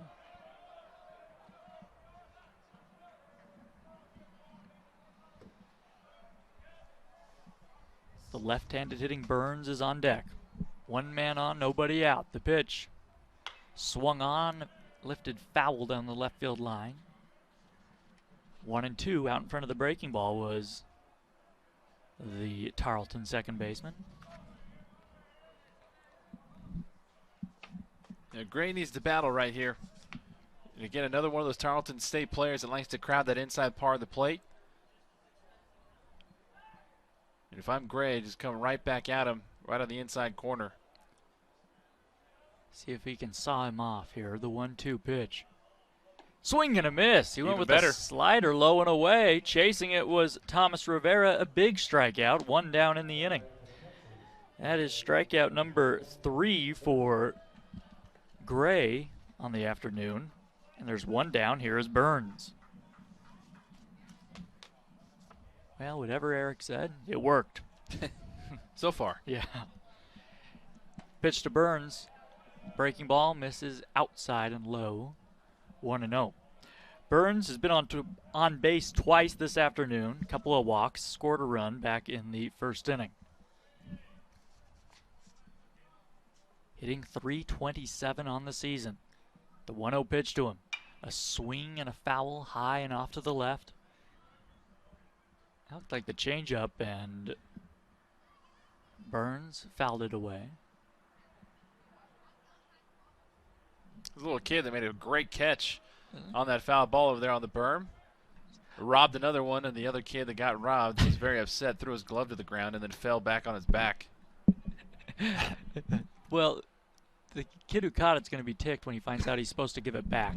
The 1-1 pitch is swung on and missed, and a slider down and away, and it's 1-2. That's priority number 1 that I've deemed personally priority number 1 for next year. Find a sponsor for foul balls. Yes. So the kids can keep the foul balls. Sponsor for foul balls and a sponsor for the radar gun. Yeah, would help. 1-2 pitch, a swing and a foul tip out of the glove of Newman. And the count remains at 1-2. Fowler is at second base. He reached on a walk, then stole second. Aguilar led off this inning with a solo home run. We're all tied at 4, top of the 5th inning. Tarleton looking to sweep the Wolverines here in Orem. The 1-2 pitch. Fastball high and wide. Not a bad 0-2, or 1-2 rather. Somewhat tempting, but Burns laid off. 2-2 the count. The outfield straight away and deep. The pitch. Breaking ball. Strike Beautiful. 3 called on the outside corner. And they're 2 away, so a very nice job by Gray coming back after giving up the home run and the walk to retire the next 2 hitters on strikes. Now he will face the switch hitting London Green. Batting from the left side, he's popped up and lined into a double play. And another thing to keep an eye out for, Gray is he's past the century mark now, 102 pitches. Slow roller to first. Polson has it, steps on the bag. That might be it for Gray. That may be it. A nice job by Mason Gray. Gives up the 1 run, but it could have been much worse. We head to the last of the 5th.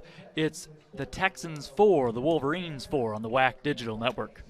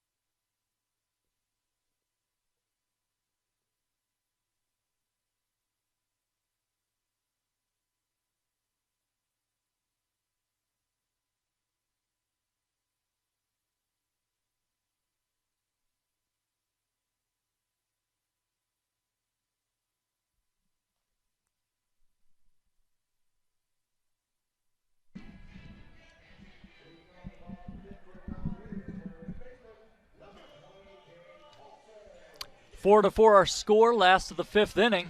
Cade Polson, Trey Newman, and Mick Matson due up for Utah Valley. Back out on the mound for Tarleton in relief. It is Hunter Thomas. He came in last inning, ended up giving up 1 run. No hits for the Wolverines last inning. The pitch to Polson. Ball misses down and away. Polson struggling at the plate as of late, trying to get that bat going. The Wolverines trying to avoid the sweep this afternoon. That one in the turf all the way to the backstop, 2-0.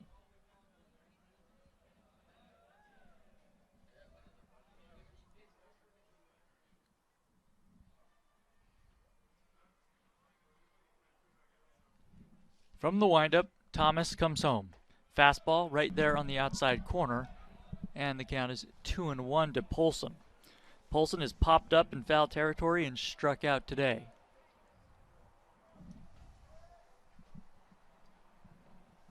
A swing and a miss here at a fastball down and in, and the count is even at 2-2.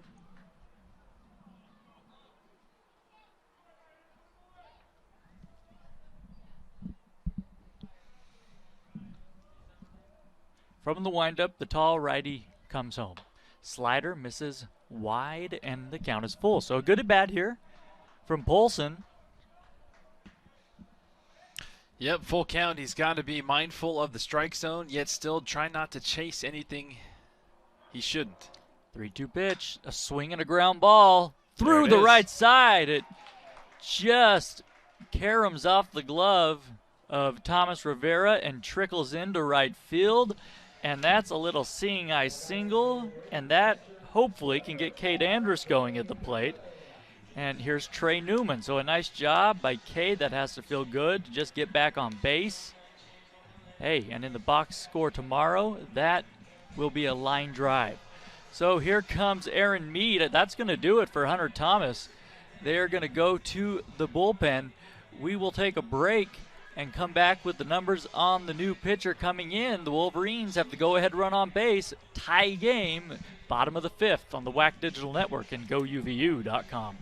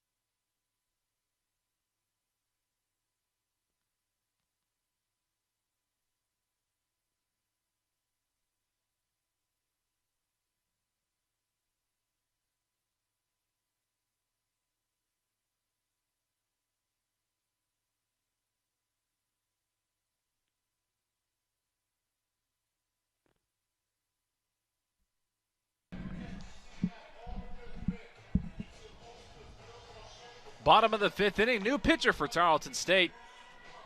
Now coming in, Landon Cody, the 6'5" redshirt freshman from Cleburne, Texas, the pride of Vernon Community College.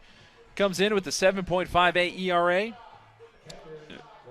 No wins, 1 loss registered on the season. 19 innings pitched. He's given up about 29 hits, 7 walks and 13 strikeouts. And he's the guy that Aaron Mead calls upon here to try and extinguish the Wolverines in the bottom of the 5th, Jordan. Well, we'll see if he can do it. Not a real hard thrower, Cody. Fastball, slider, changeup guy. Fastball right there in the mid-80s. And it's 0-1. The batter, Trey Newman, the freshman, he's reached base twice. He blooped one down the right field line, but he was hustling, made it into second with a double back in the 2nd inning. He walked in the 3rd. 1 man on, nobody out. Throw over, back in diving easily is Polson. Polson this season not attempted to steal a base. Not a surprise. Not for Cade Polson, just by, we were talking earlier, Utah Valley does not steal a lot of bases. The 1-strike offering. A swing and a liner off the end of the bat into left center field. That's going to fall in front of Rayburn. He tried to deke Polson, throwing up that glove as if I've got it, but I say a liner, that was really just a blooper. A blooper, but also an in-between. We'll call it a tweener. A looping liner, a tweener. Yeah, I like that. So 2 men on, nobody out. Utah Valley threatening here in the last of the 5th, and here's Mick Matson. And back-to-back singles for Utah Valley, too. So we'll see if Mick Matson, again, who's continuing the stare down in his dugout to get that sign, if he continues his hot streak. Yeah, we'll see. Or maybe he'll square around. Who knows? Coming set on the mound is Cody. Now a fake and throw over to second. No one was covering the bag. Well, if you look at the defense here for Tarleton State, they're running some crazy formation, and it looks like that they're playing bunt all the way. And Dean Frew at third's crashing pretty hard. Playing behind the runner at first is Burns. Now showing bunt is Matson. Takes a breaking ball. The slider misses down and away. So this would be a perfect opportunity for a for a slash, where Mick Matson shows bunt and then he pulls back, and if he gets something he likes, he can whack it because, like I said, Frew is crashing hard. Aguilar's cutting to third, and so that leaves that left side very, very vulnerable. 1-0 pitch, shows bunt. He tries to bunt it, and he does. Up the first base side. It's a good one. Having it is Bloom. He double clutches, throws to first. He's safe at first! Mick Matson beats it out. The double clutch by Bloom cost him. The bases are loaded. Nobody out. The first base umpire, Michael Chuckerman, actually said that Thomas Rivera was off the base. So I think the throw was in time, but umpire made the motion with the 2-hand and the swipe across his chest saying that Thomas Rivera wasn't on the base. And what do you expect from a second baseman who doesn't practice that play that often? No, the will play there. And I'm glad you saw that, Brent. I did not see him make that move. I was shocked. I thought Matson, he beat it out when Bloom. First he's bunting and he beats out a throw? Yeah, and after the double clutch, and maybe that's why Bloom double clutched was he was not yet at the bag, Thomas Rivera. So here's a strike taken by Morales, and it's 0-1. So a golden opportunity for Utah Valley here. Bases loaded, nobody out. Boy, Morales would love to break out of a slump here with an extra base hit. Tie game, bottom of the 5th. Landon Cody comes home, ball in the turf, blocked by Bloom, sliding to his right. 1-1 the count. This is the most pressure that's been heaped upon the Texans so far this afternoon. Bases juiced, nobody out here for the Wolverines. Very shallow and right, as usual, is Green. Medium deep in center, Rayburn. The pitch to Morales, a swing and a foul. Behind a breaking ball there, just got a piece of it and spoiled it. 1-2 now. On deck, it's Tavin Lords. Bottom of the order's got to come through here for the Wolverines. And Mitch Morales was having a discussion there with home plate umpire Matt McMahon, asking him if I didn't swing at that, would that have been a ball? And so I think Morales would like that one back. The 1-2 pitch. He swings and fouls this one off. A fastball at what the radar gun says is 98 miles an hour. I don't know about that one. But hey, if it was at 98, a nice job by Morales to get a piece of it. He's battling. Down in the count, 1-2. Cody peers in, set, at the belt. Here it comes. A swing and a slowly hit ground ball to second. Thomas Rivera to second for one. Aguilar's going to have to throw to first, but it's late. I thought he might eat it. Coming in to score, though, and taking the lead, the Wolverines. Polson crosses the plate, and it is 5-4 Utah Valley. So a nice job by Morales just putting the ball in play. When you put the ball in play, things happen. And Thomas Rivera has had his fair share of difficulty at that second base position so far this series, and especially today. He did a good job at fielding it, throwing it over to Aguilar, but then Burns was unable to keep his footing on the bag over at first with the errant throw. So Utah Valley again taking the lead and only one out here, Jordan. Newman advances to third on it, and Matson's at first. So on the corners, the Wolverines, here's Lords, the pitch. Fastball right there on the outside corner taken for a called strike. 5-4 Utah Valley. A seesaw battle this afternoon in Orem. The Wolverines looking to avoid the sweep. The one strike offering. A swing and a bloop into right field. That's going to fall. Coming in to score is Newman. Green up with it. He'll fire it into second. But Morales is over there safely. And the Wolverines keep the line moving. 6-4 Utah Valley. Great piece of hitting so far, top to bottom from the Wolverines, but that was fantastic by Meade, and Meade was able to get the job done. I beg your pardon. That was Lords. So Lords again just contributing for Coach Eric Madsen, and Utah Valley cooking right now, up 6-4. So here is Meade with Lords at first and Morales at second. The pitch. A strike called on the outside corner.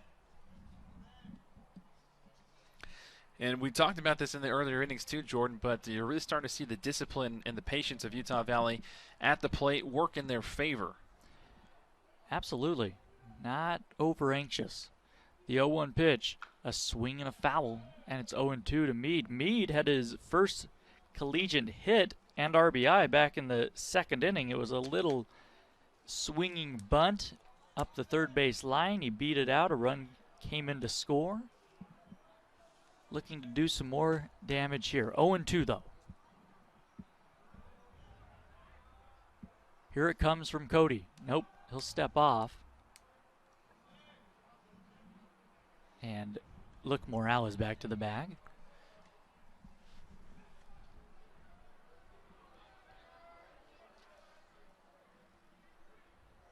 The pitch. Fastball swung on, fouled back to the screen. That was a nice job by Meade. That one may have been a little bit off the plate, but he wasn't taking any chances with two strikes. No, and Meade, the young bat in there, not as much experience as a lot of people playing so far this season, but he's got to protect. Got to stay disciplined up there. Cody working quickly. He kicks and fires. A swing and a pop-up near the shortstop. Aguilar coming in, still on the dirt, makes the grab, and there are two away as the infield fly rule was called. And so it'll be up to Broussard to put some more runs on the board. Lords is at first. He singled. Morales at second. He reached on a fielder's choice. If I'm head coach Aaron Meade of Tarleton State and I can squeeze out only 2 runs in this inning after being bases loaded, nobody out with the way that the Texans have been hitting, I'd be pretty happy. Absolutely. The pitch to Broussard. A swing and a line drive, base hit into right field. David Carter's going to hold up the runner at third. Great throw. And a great throw from Green as that ball comes in on one bounce to Bloom. So a nice decision by Carter. Bases are loaded for Alexander Marco. And Broussard, that bat is heating up in this series. So finally, Utah Valley starting to swing the bats here. 6-4 the score. Bases loaded, 2 outs in the 5th for Alexander. So again, the Utah Valley Wolverines find themselves in a very favorable position and one of the hottest bats in this series up at the plate. Right-handed hitter, the pitch to him. Fastball. Great pitch. On the outside corner, right at the kneecap, strike one. Cody, the tall right-hander, peers in, right arm dangling. A big hit here, and the Wolverines could open it up a bit. Here it comes. A swing and a foul back. Another fastball, and Marco down in the count, 0-2. This afternoon, Alexander Marco bounced out, struck out, and reached on a fielder's choice, 0 for 3. As Brandon mentioned, a great day yesterday. He hit 2 homers in game 1 of the doubleheader. 0-2 pitch, swing and a foul. It's a good piece of hitting so far from Marco. I think he was not expecting those 2 pitches to start things off. Found himself in a hole 0-2 and had 2 consecutive fouls to stay alive. Still got to be aggressive and wait for your pitch, but at the same time, if something is close by, you got to put the bat on the ball. 2 men on, 2 men out. Or excuse me, bases loaded, 2 outs. A pitch, a swing, and a pop-up, and that's just going to get out of play into the grandstand on the first base side. And the count remains 0-2. Brandon Luna is on deck. Should Marco reach? Again, Green very shallow and right. If Marco could go the other way, he could run for a long while. The 0-2. Good 0-2, but off the plate outside, a slider missing from Cody, and it's 1 ball and 2 strikes to Marco. A right-hander throwing in the bullpen for Tarleton. This is Cody's first inning of relief. 1-2 pitch, swung on, fouled back to the backstop. Just got a piece. That was a good sequence there by Cody, setting up Marco outside, then trying to bust him off inside. Marco just barely able to get a piece of that to stay alive. But if I'm Marco, I keep that in the back of my mind for this next pitch here.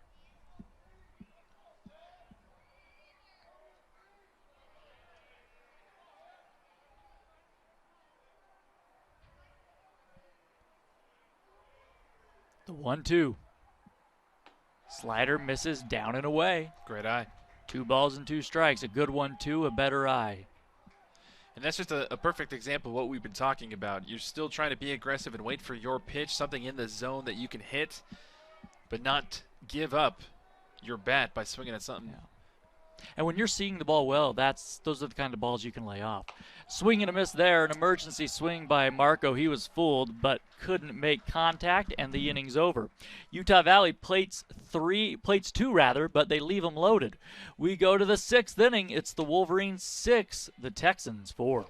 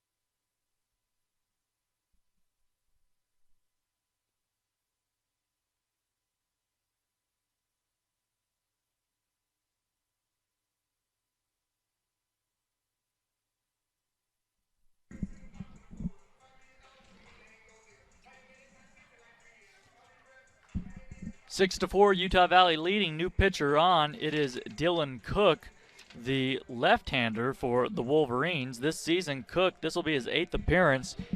10 1/3 innings pitched. He's walked 4, struck out 7. Opponents are hitting .370 off the lefty, a 6.10 earned run average. So the lefty facing the lefty Rayburn. 6-4 Wolverines. The pitch from Cook. Breaking ball misses down and away. Ball 1.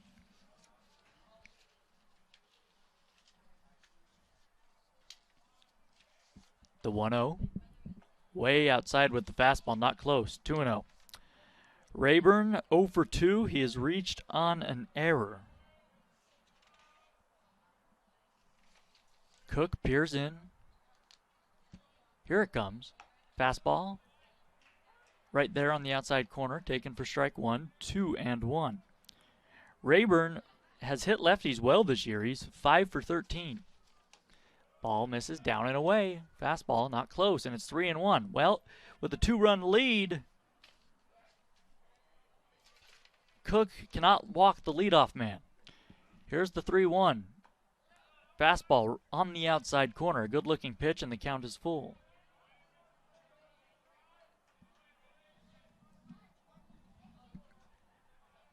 Working quickly, Dylan Quick throws, and a swing and a foul. A nice job by Rayburn just to get the end of the bat on it and stay alive.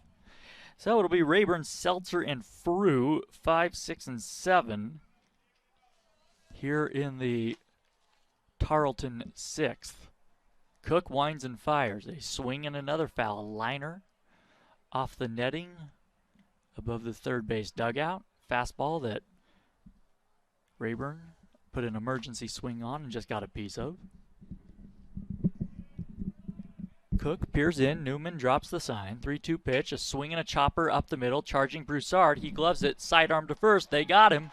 Nice play by Broussard. The middle infield for the Wolverines this season overall has been superb, and there's one down. That was a great play there from Broussard.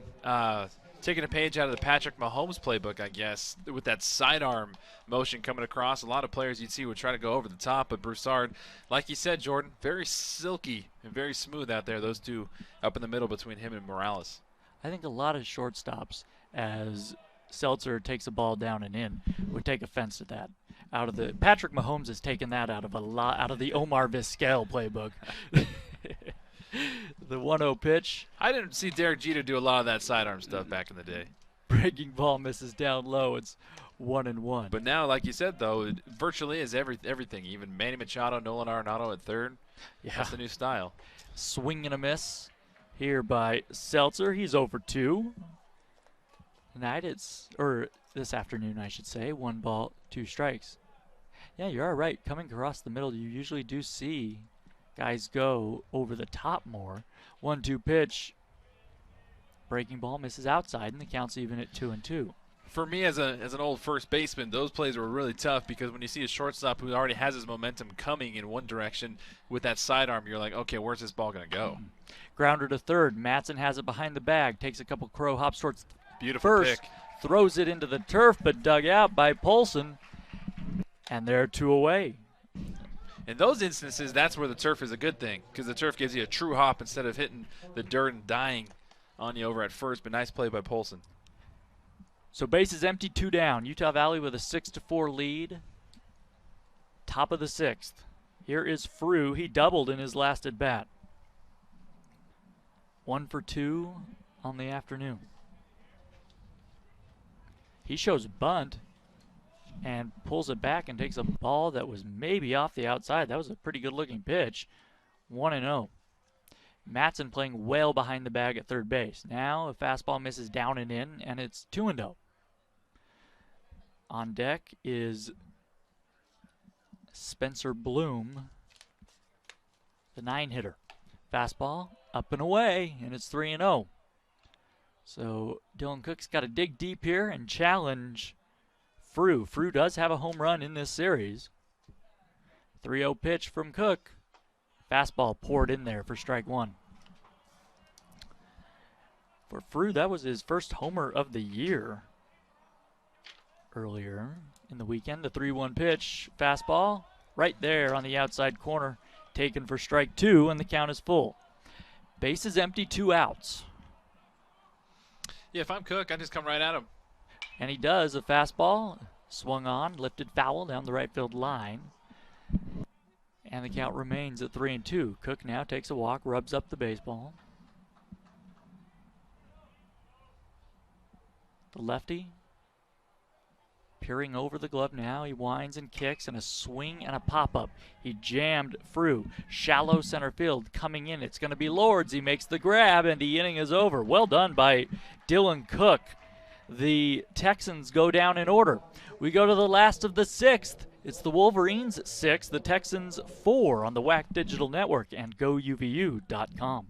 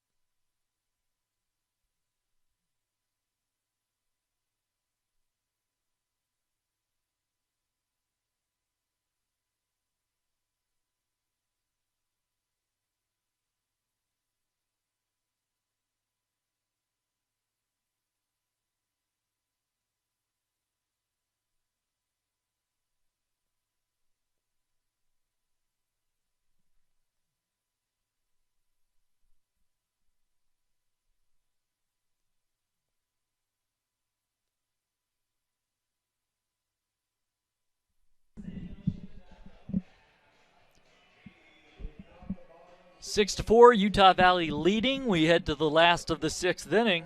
It will be Luna, Polson, and Newman, heart of the order, coming up for the Wolverines. Landon Cody, the relief man, back out there for his second inning of work. He had a rough first inning back in the fifth. Ended up giving up 2 runs. The Wolverines retook the pitch to Luna. Fastball, just side corner for a called strike 1. Luna has been hit by a pitch twice today. He's also struck out. First time facing Cody. From the windup, here it comes. Ball misses down and in, and it's 1-1. The Wolverines looking to lengthen that lead.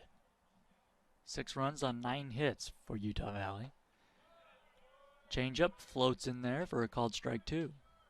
1 ball and 2 strikes, the count to Luna. The 6-foot, 195-pound redshirt sophomore out of Murrieta, California. 1-2, swing and a miss. He got him on an off-speed pitch away, and there's 1 down. Yeah, Cody last inning looked a little frazzled with some runners on base, but so far the command looks a lot different than the last inning. Yeah, and a good start with the second strikeout in relief for Cody. And here is Cade Polson. He was the first man that Cody faced last inning, and Polson singled off of him. The pitch, a swing and a slowly hit ground ball to short. Aguilar up with it quickly to first, and Polson is retired on 1 pitch, and there are 2 away. So that brings up Trey Newman, the freshman. 2 outs, bases empty. Utah Valley with a 2-run lead here in the 6th inning. And that at-bat was interesting for me for Polson, Jordan, just because that was the first pitch he saw in that at-bat, and we saw how successful he was the last time up when he was able to work a count and find a pitch that he could drive. He had to reach down, almost be on his knees to hit that ball. First pitch to Newman is swung on. Like that one's driven down the left field line. That's going to one-hop the wall in the corner. Playing the carom is Seltzer, heading into second with a a 2-out stand-up double is Trey Newman, the freshman. His second double and 3rd hit of the ball game. I like this kid a lot. Defensively, we saw him make that error on the pop-up behind the plate in the first inning, and you could tell he was frustrated, but ever since then he's taken it personally, and he's really given out his frustrations on the baseball. He has. He's swinging the bat well today. Here's Mick Matson. Utah Valley with a big chance here to make it a 3-run game. A man in scoring position with 2 outs. He's due for a big hit. The pitch to Matson. Slider misses down and away, ball 1.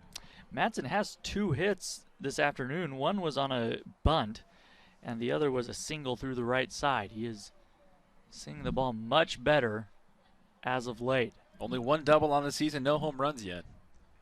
The 1-0 pitch. Down in the turf. Nice block by Bloom.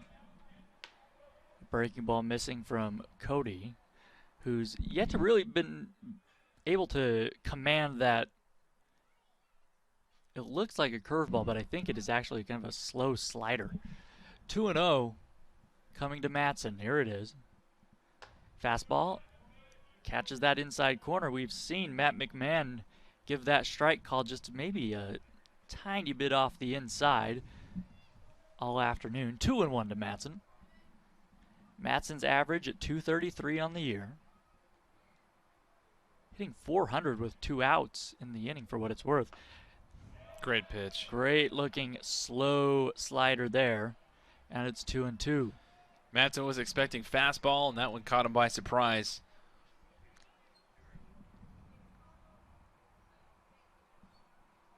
Newman at second, 2 outs. 2-2 pitch from Cody. A swing and a little looper into right field. That's going to fall. They're going to send Newman.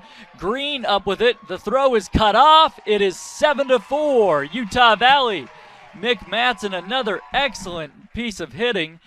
Just going with that pitch and muscling it into right center field. Yeah, he's not trying to do too much. Like you said, Jordan, the ball was outside. He went with the pitch, and that's his 3rd hit. So 3 for 4 on the day for Mick Matson, and cashing in a fantastic insurance run for the Wolverines. And it looks like Cody's day is through as Aaron Meade comes out and gives the signal to the pen. Well, for the Wolverines, finally, you hope if you're a Utah Valley fan, the bats are finally starting to come alive. So Cody will head to the clubhouse, and we will take a break. We'll have the numbers on the new hurler coming in. It is 7-4, Utah Valley. We're in the bottom of the 6th.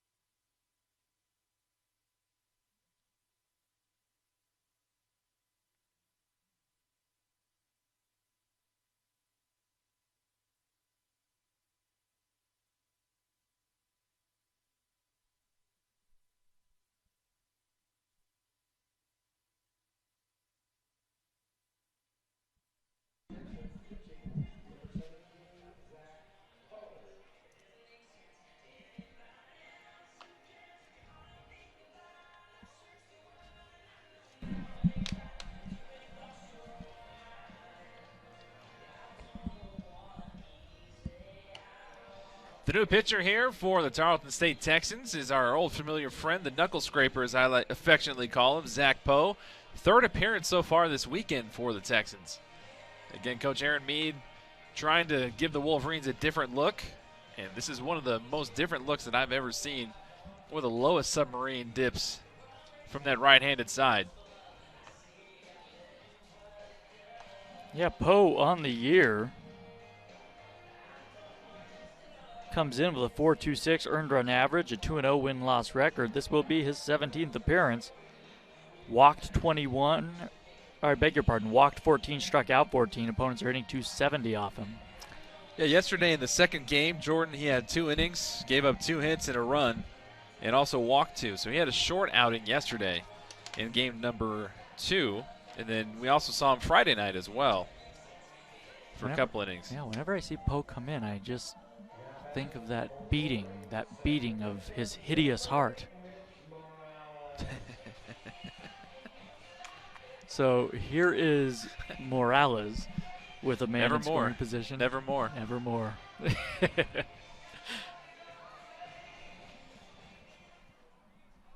For those who don't know, Jordan Bianucci is a singer. He's also a poet, scholar. And a gentleman. And a gentleman. I say a man in scoring position. The man is at first, I beg your pardon. Strike 1 taken by Morales as Poe delivers a first pitch fastball. And You really said it, Brandon. I mean, when we say a different look, dropping way down, that ball coming from behind you if you're Morales. Uh-huh. The runner held on at first. 7-4 Utah Valley. We're in the last of the 6th inning. 1-strike pitch, check swing, you went around. And that's what makes it so difficult is when you're in that right-handed box and you're used to seeing it come from a higher angle, and now you're looking at it come from the lower angle, and especially at a different side. And you're wondering, where is this pitch going to go? Is it going to rise? And Morales thought it was going to stay put, but then it just tailed away from him right there. Not what you want to see if you've been struggling at the plate lately. Oh, definitely not. 0-2 pitch. A swing and a base hit up the middle to the left of the second base bag. Stopping at second. Now misplayed by Rayburn. It gets by him. They're going to send the runner. Here he comes. He's going to score. Into third goes Morales. It's 8-4 Utah Valley. The ball squirted by Rayburn in center field. No one was backing up. And instead of stopping at second, Matson comes all the way around from first to score. There's that tricky turf again. Just Yeah. an overshot play from Rayburn in center field. And like you said, with nobody backing up, that is an absolute mile to run and for the ball to run back there, too. It is. It's the deepest part of the yard, 427 to left center field. The post day's done. And that'll do it. Aaron Mead has seen enough. So we'll take another brief break on the WAC Digital Network as a new right-hander's coming in. Utah Valley trying to really put this one away. They lead 8-4 in the bottom of the 6th inning. It's Utah Valley baseball on the WAC Digital Network.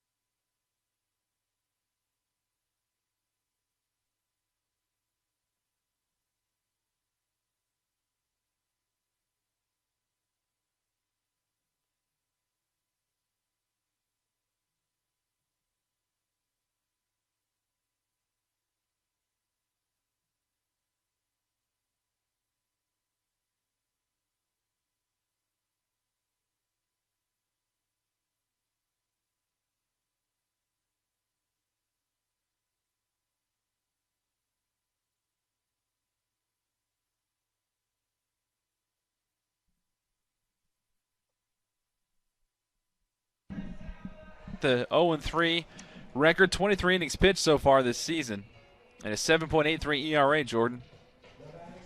Well, he's looking to keep Tarleton in it. Now, Brandon, I'm not a Francophile. How would you say that? How would I say that? Gagnon? Gagnon, that's perfect right there. All right. Almost like a filet mignon. Okay, there we go. We got it. Gagnon working from the far third base side of the slab. First pitch fastball in there for a called strike at 89 miles an hour on the inside corner to Tavin Lords. At third base, Morales standing a foot off the bag after singling a run coming in to score on the Rayburn error in center. Fastball misses high and away to Lords, and it's 1-1. Tavin singled in a run last inning. Looking to do the same here. 2 outs. The 1-1 pitch, chopped foul on the first base side.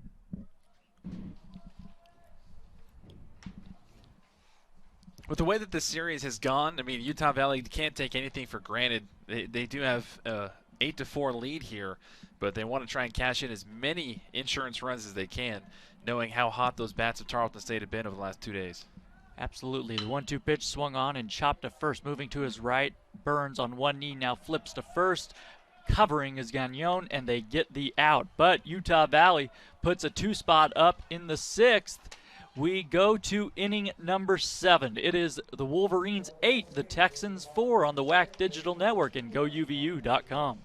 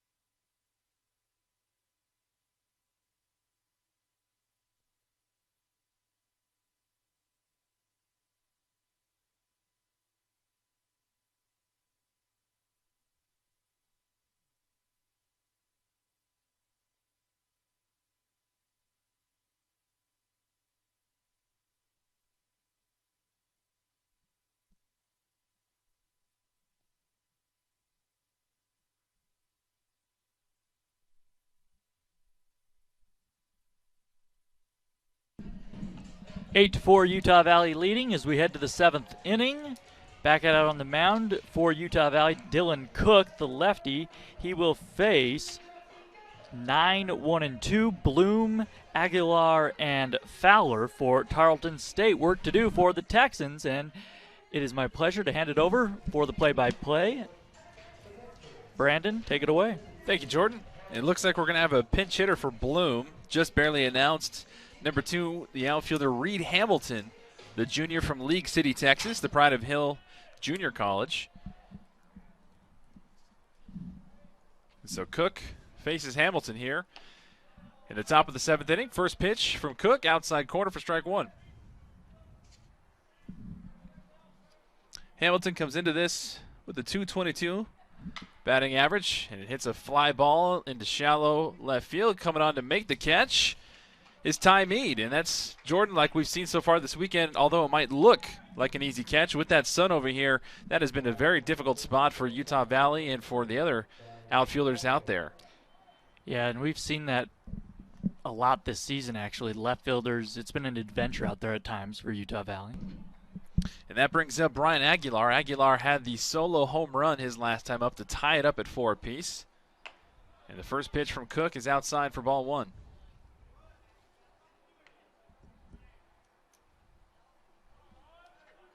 So again, Utah Valley on top, 8-4 in the top of the 7th. And Aguilar again puts another drive down the left field line. He's going to take a hop right in front of Mead, who gets a nice throw in at second to keep Aguilar at first. So a great play defensively by Mead, but Aguilar again showing off his stick. Yeah, that ball hopped down the left field line like a super ball, and Mead, you said it, Brandon, made a tremendous leap and a snag, and then a great throw to hold him to a single. That was really impressive by Mead, who does not get a lot of playing time out there. No, and if you're not used to playing in the outfield, it's very tough. So cannot overstate how impressive that was. Meanwhile, down the first base side, it looks like Aguilar might have aggravated something in his legs, making that tough turn. And when you're coming off of first base and you're hitting that inside corner with all that momentum in your mind, thinking that, hey, I'm going to go 2 here, and then all of a sudden you put the brakes on, especially with this turf. Maybe his cleat got caught in the turf, and so he's being tended to by his trainers. Checking out that left ankle. Hopefully he's all right. Aguilar has been a stalwart for this Tarleton State squad. He has played and started in all 24 games for the Texans so far this year. And he's going to stay in the ball game. It's a good sign for Aaron Mead and the Texans.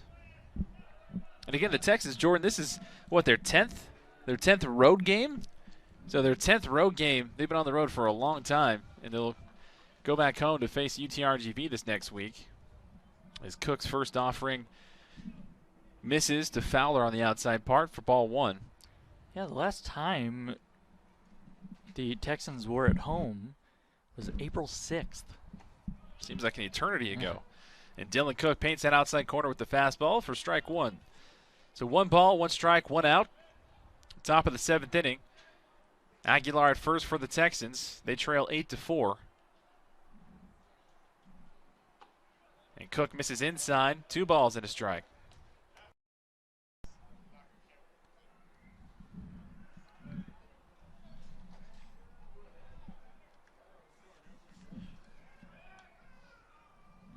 Fowler 1 for 2 with a walk. First time up, he had a single. Grounded into a double play in the 2nd. And then walked in the 5th. Cook again missing low. So 3 balls and a strike to Fowler.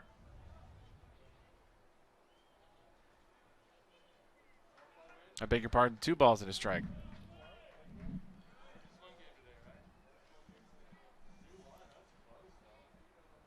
Cook fires, and this one fouled down the left-hand side.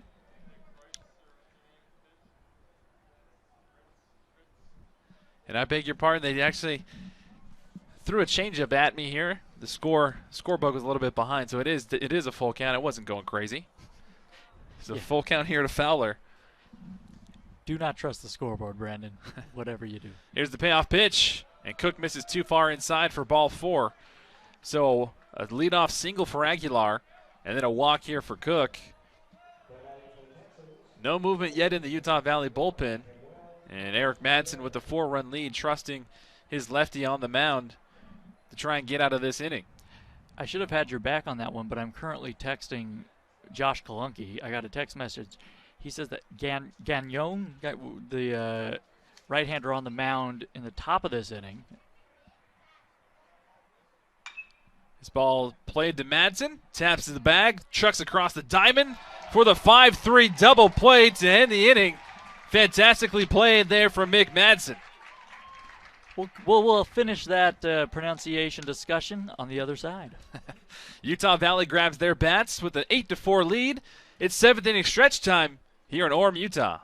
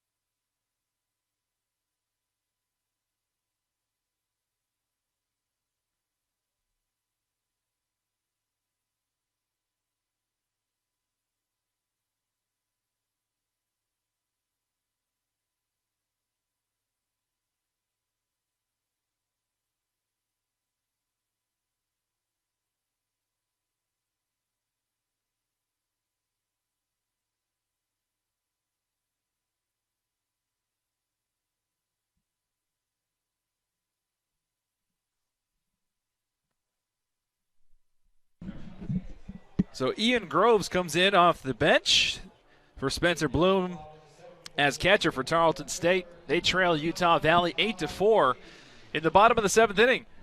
This is game 4 of a 4-game series between the Texans and the Wolverines this weekend. Utah Valley trying not to get swept. Brandon Crow alongside Jordan Bianucci. Thank you for joining us here on GoUVU.com, as well as the WAC Digital Network. Ty Mead leading things off for the Wolverines at the bottom of the inning. And he slaps this one into right field for a base hit. So a great start here to the bottom of the inning for the Wolverines. Ty Mead again getting on base, Jordan. And hey, hitting's contagious. Once Absolutely. Somebody starts hitting the ball around, the rest of the team figures, hey, why not? And Wolverine fans know this, but it has just been so brutal especially the last few weeks. The Wolverines have not been able to score runs, and finally, the bats have come alive today. Broussard swings at the first pitch, and Frew trying to go the 5-4-3 across the diamond double play, and they're successful. So Frew kept his footing over in the hot corner, and a nice play there from Thomas Rivera to turn at the bag. And as soon as we're getting all high and crazy, the Wolverines get a double play.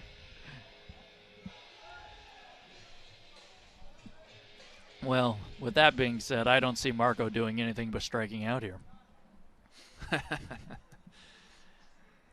Here's the 0-0 pitch to Marco. First pitch swinging. Swings and misses at a breaking ball in the dirt for strike one.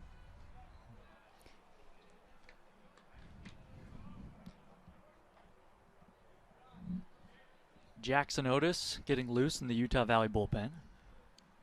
Here's the 0-1 pitch to Marco. And again, same pitch, same result. And Marco quickly in the hole 0-2.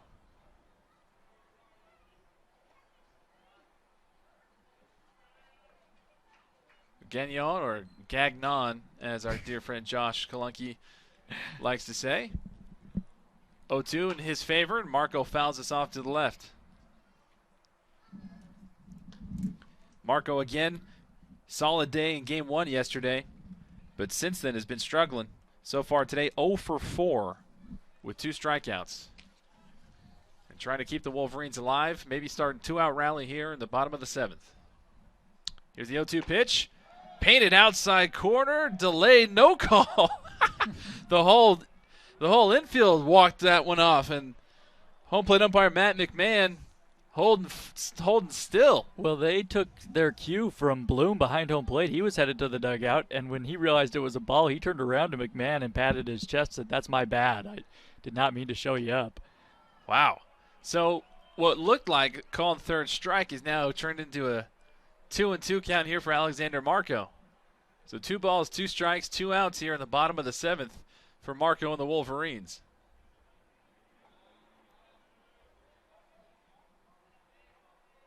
Here's the 2-2 pitch. This one's low and in the dirt, so Marco has worked the count full. Well, that messes with you mentally on the mound. You think the inning's over. Oh, for sure. And all of a sudden, well, now I got to get back into this at bat. It didn't miss by much. No. I was fooled. Here's the payoff pitch. And Marco puts a drive into this one into the left field gap. This one is a one-hopper to the fence. Colby Seltzer on his source to pick it up at the warning track. And he gets it in, but look at this. Alexander Marco's first hit of the afternoon. Works the count full after going down 0-2 and gets himself a 2-out double. Well, he hammered it. That was not cheap. And that gives Luna an opportunity to, once again, lengthen this lead. So 2 outs. Marco is at second. And Brandon Luna at the dish. Luna, who got hit by a pitch in his first and third at-bats, and then followed those up with 2 strikeouts in the 4th and in the 6th, respectively. Here's the first pitch to Luna. This one is high and outside for ball 1. And Gagnon is going to step off the rubber, try and gather himself here. What would have been a called third strike and 3 balls straight to Marco, and then a first pitch ball to Luna. Gagnon trying to gather his composure. Here's the 1-0. And Luna fouls this back to the screen. 1 ball and a strike to Luna.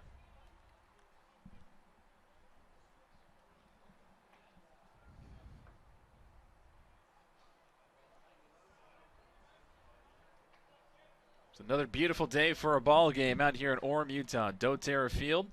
Wolverines on top 8-4 in the bottom of the 7th, and Luna looking to cash in some more here. Here's the 1-1. And a beautiful pitch. Buckles him on the inside corner for strike 2.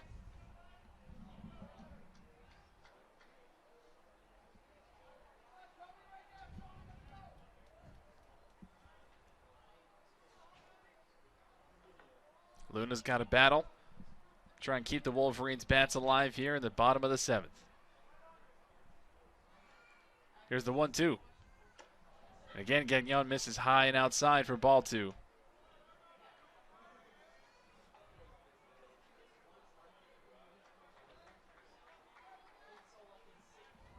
And it looks like Ian Groves is going to come out and try and have a discussion with his pitcher.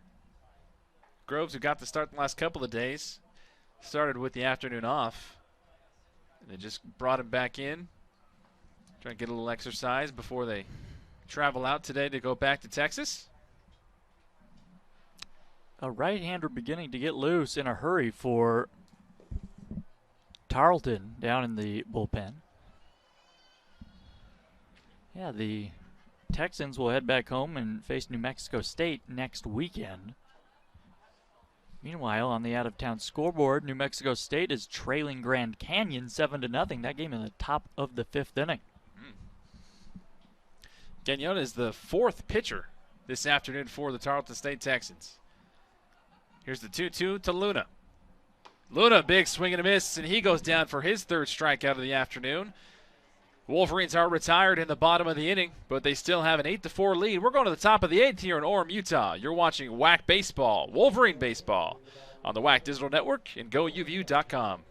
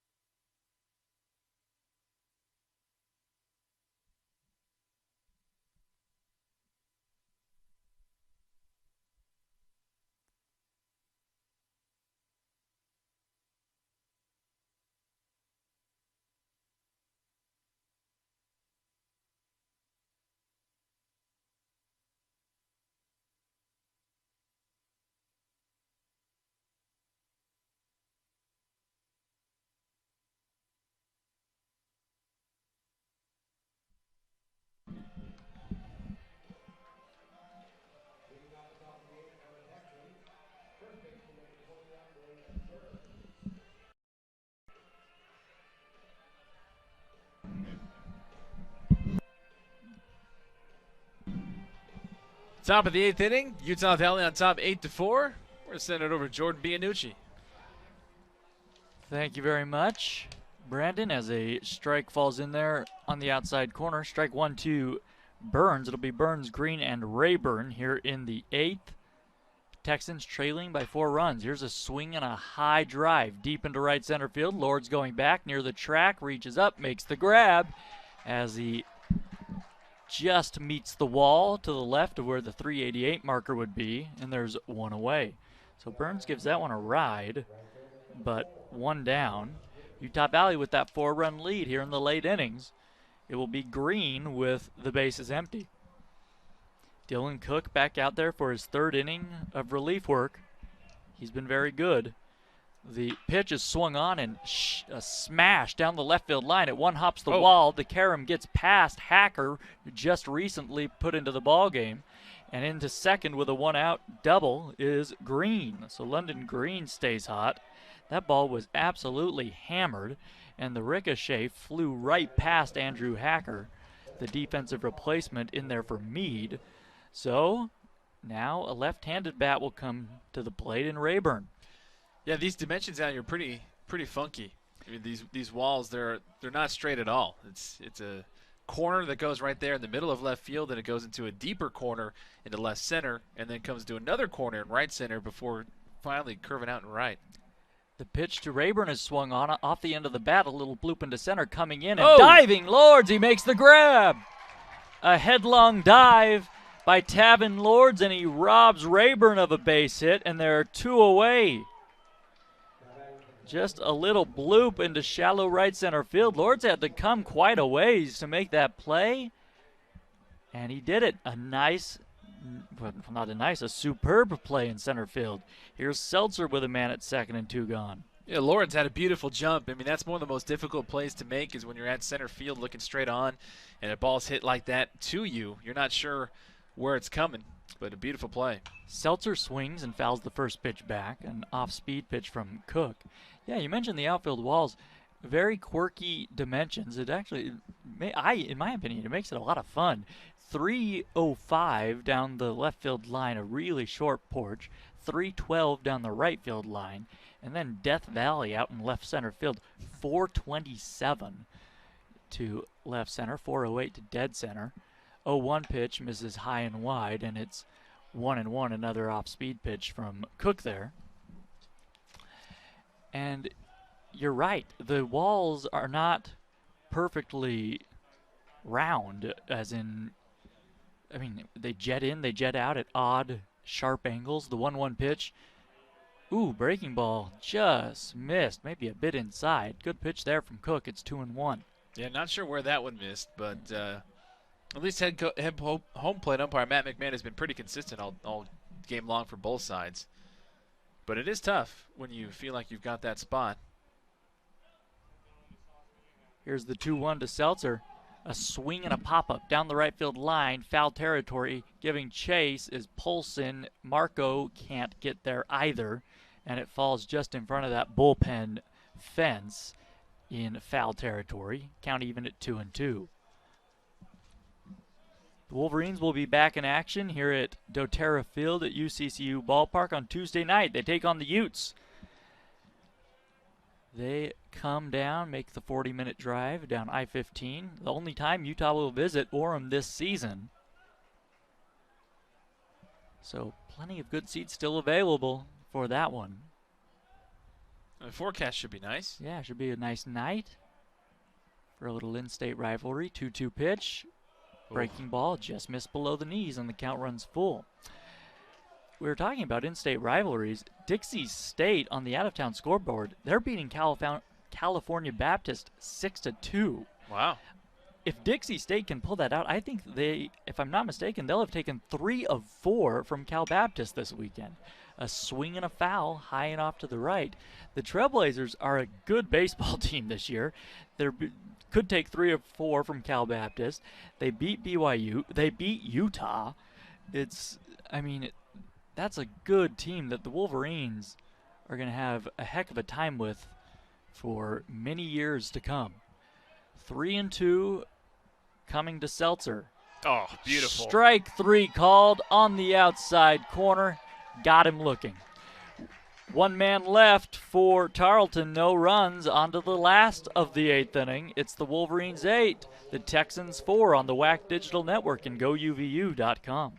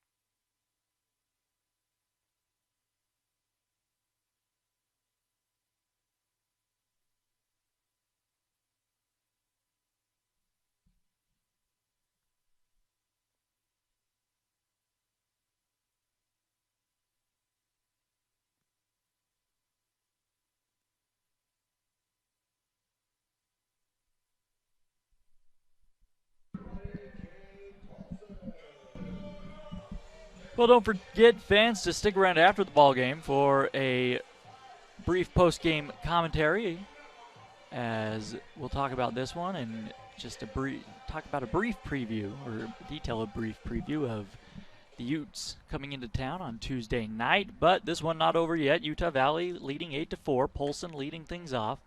Gagnon with a fastball. I say a fastball. The breaking ball missing outside, and it's 1-0. Polson trying to get the bat going, 1 for 4 this afternoon. Swing and a foul back to the backstop. He was on that fastball.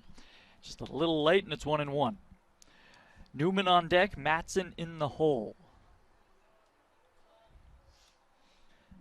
Yeah, Cade Polson needs to wait for a pitch that he can drive. Like you said, Jordan, he was right on that last pitch, which was a great pitch in the zone. You got to show some patience here. 1-1, lays off the break. Oh, wow.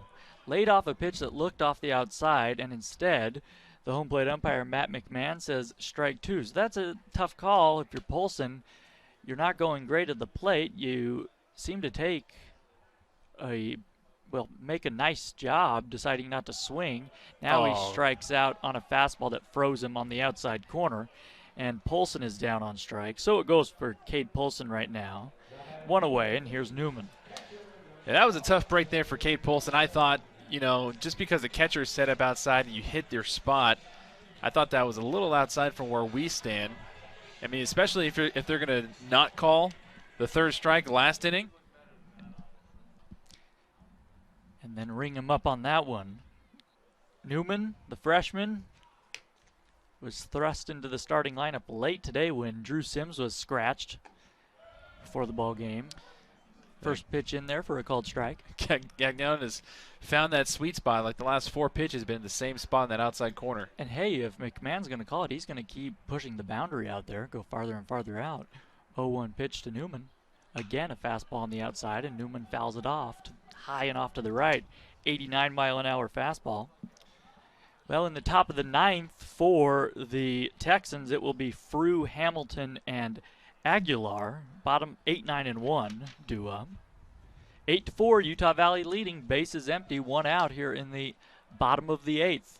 From the stretch with the bases empty, Gagnon comes home and he slips and falls as a breaking ball misses way outside, and it's 1-2 to Newman. Matson on deck.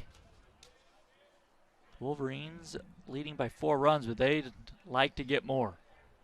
Trying to avoid the sweep. The 1-2 pitch.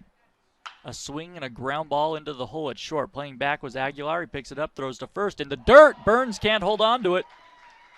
And Newman reaches. I think that's going to be an error on Burns, the first baseman. A low throw, but one that Burns almost always would dig out. He didn't have to backhand it in the turf. He had the glove out forehand style, but could not corral it. Yeah, he should have had that one. I've been in that situation many a time, and the ball bounced in his glove and popped out. But, hey, for Newman, that's his 5th time reaching base. He's 3 for 3 as far as singles and doubles go. He got a walk. And so, Newman is doing what Coach Madsen needed him to do, get on base and cause some disruption, and he's had himself a fantastic day at the plate. Madsen swings and fouls one off.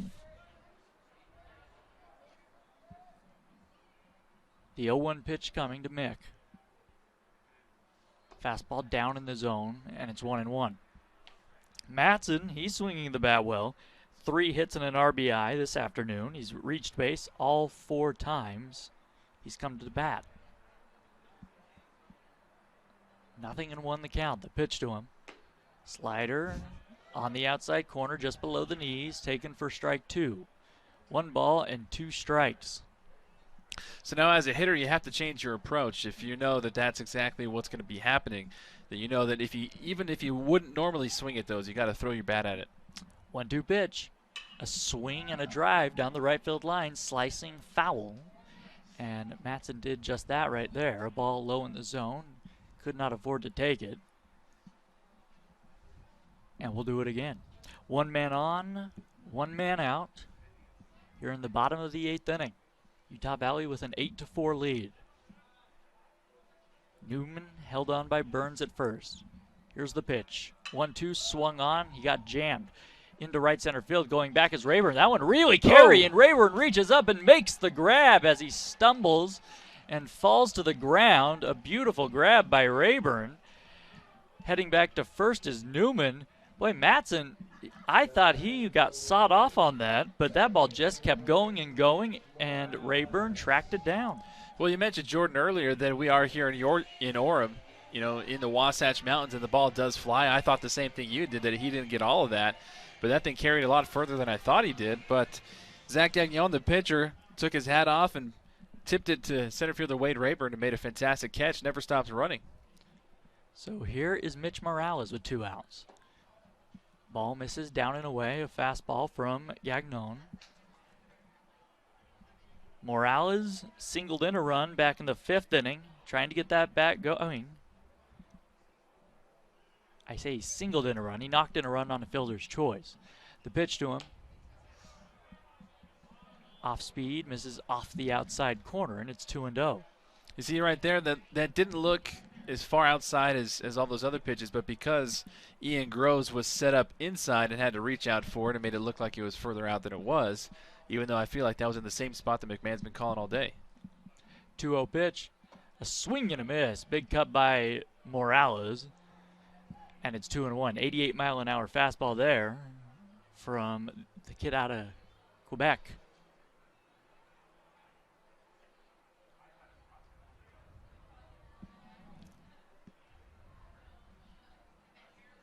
Here's the 2-1. Down and away with the slider, and it's 3-1 now to Morales. So he can sit dead red, look for what he wants, and if he gets it, pull the trigger. Morales, his average at .263 this season. 1 homer, 11 RBIs, started off so hot, has cooled off since. 3-1 pitch, a swing and a looping liner into left field. That's going to 2-hop in front of Seltzer. Newman holds at second, and Morales has a base hit. Back-to-back singles for Morales. So hopefully Mitch finding his way out of that funk, and here's the left-handed hitting Tavin Lords. Lords has an RBI this afternoon, a single back in the 5th inning, knocked in a run. He is 1 for 4. Tavin Lawrence with the throwback to Big Pun as his walk-up song, and I'm not sure if he was even born when that song was around. I very much doubt it. Lords a slightly open stance from the left side. The pitch, fastball misses up high, ball 1. Lords not a big guy, just 5 feet 8 inches tall, a freshman out of Idaho Falls. A base hit here would put the Wolverines up by 5 runs. 2 men on, 2 men out. 1-0 pitch. Fastball misses down and away, and it's 2-0 to Lords. Should Lords reach, it would be Mead. I would say Mead. It's going to be Hacker, I beg your pardon, who came in as a defensive replacement in the top half of this inning. 2-0. A swing and a foul tip off the gear of Bloom. You can tell where these guys like their pitches. I mean, a 2-0 count is traditionally a hitter's count, and the pitcher doesn't want to go behind 3-0. So this time, Gagnon came on the inside, and looks like that's where Lords likes it because he took a big old hack at it.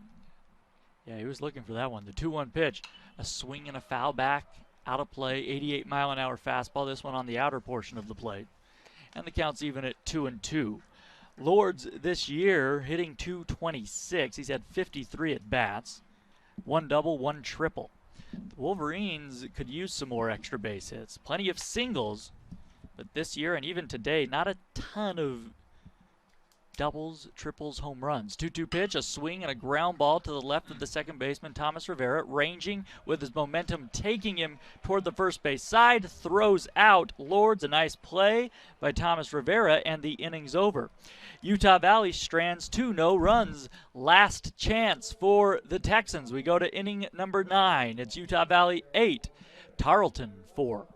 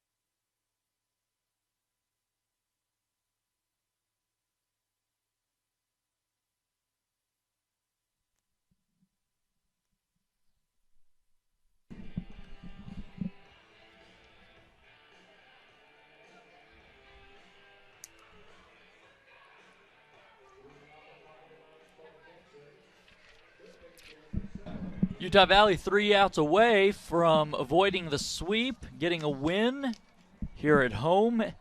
8-4, the Wolverines lead it. Frew, Hamilton, and Aguilar due up for Tarleton here in the top of the 9th. Dylan Cook back out on the for Utah Valley, trying to close this one out. The pitch showing bunt is Frew. Takes a fastball just off the outside corner. We've seen that pitch called a strike today, not this time. 1-0. Well, Frew with the right idea. The Texans need base runners. He swings away here. This one hit deep to right. Going back, Marco. Oof. Marco now stumbles on the track, and he makes the grab. He held on, and Marco bent over at the waist. He's in some pain out there. Make sure he's okay, trying to walk it off. I am not sure what Marco injured on that.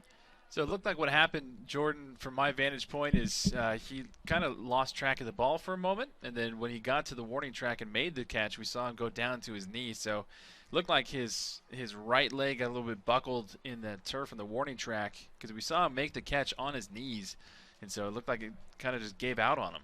So Beav Levitt, the head trainer, is going to head out there and attend to Marco, make sure he's okay.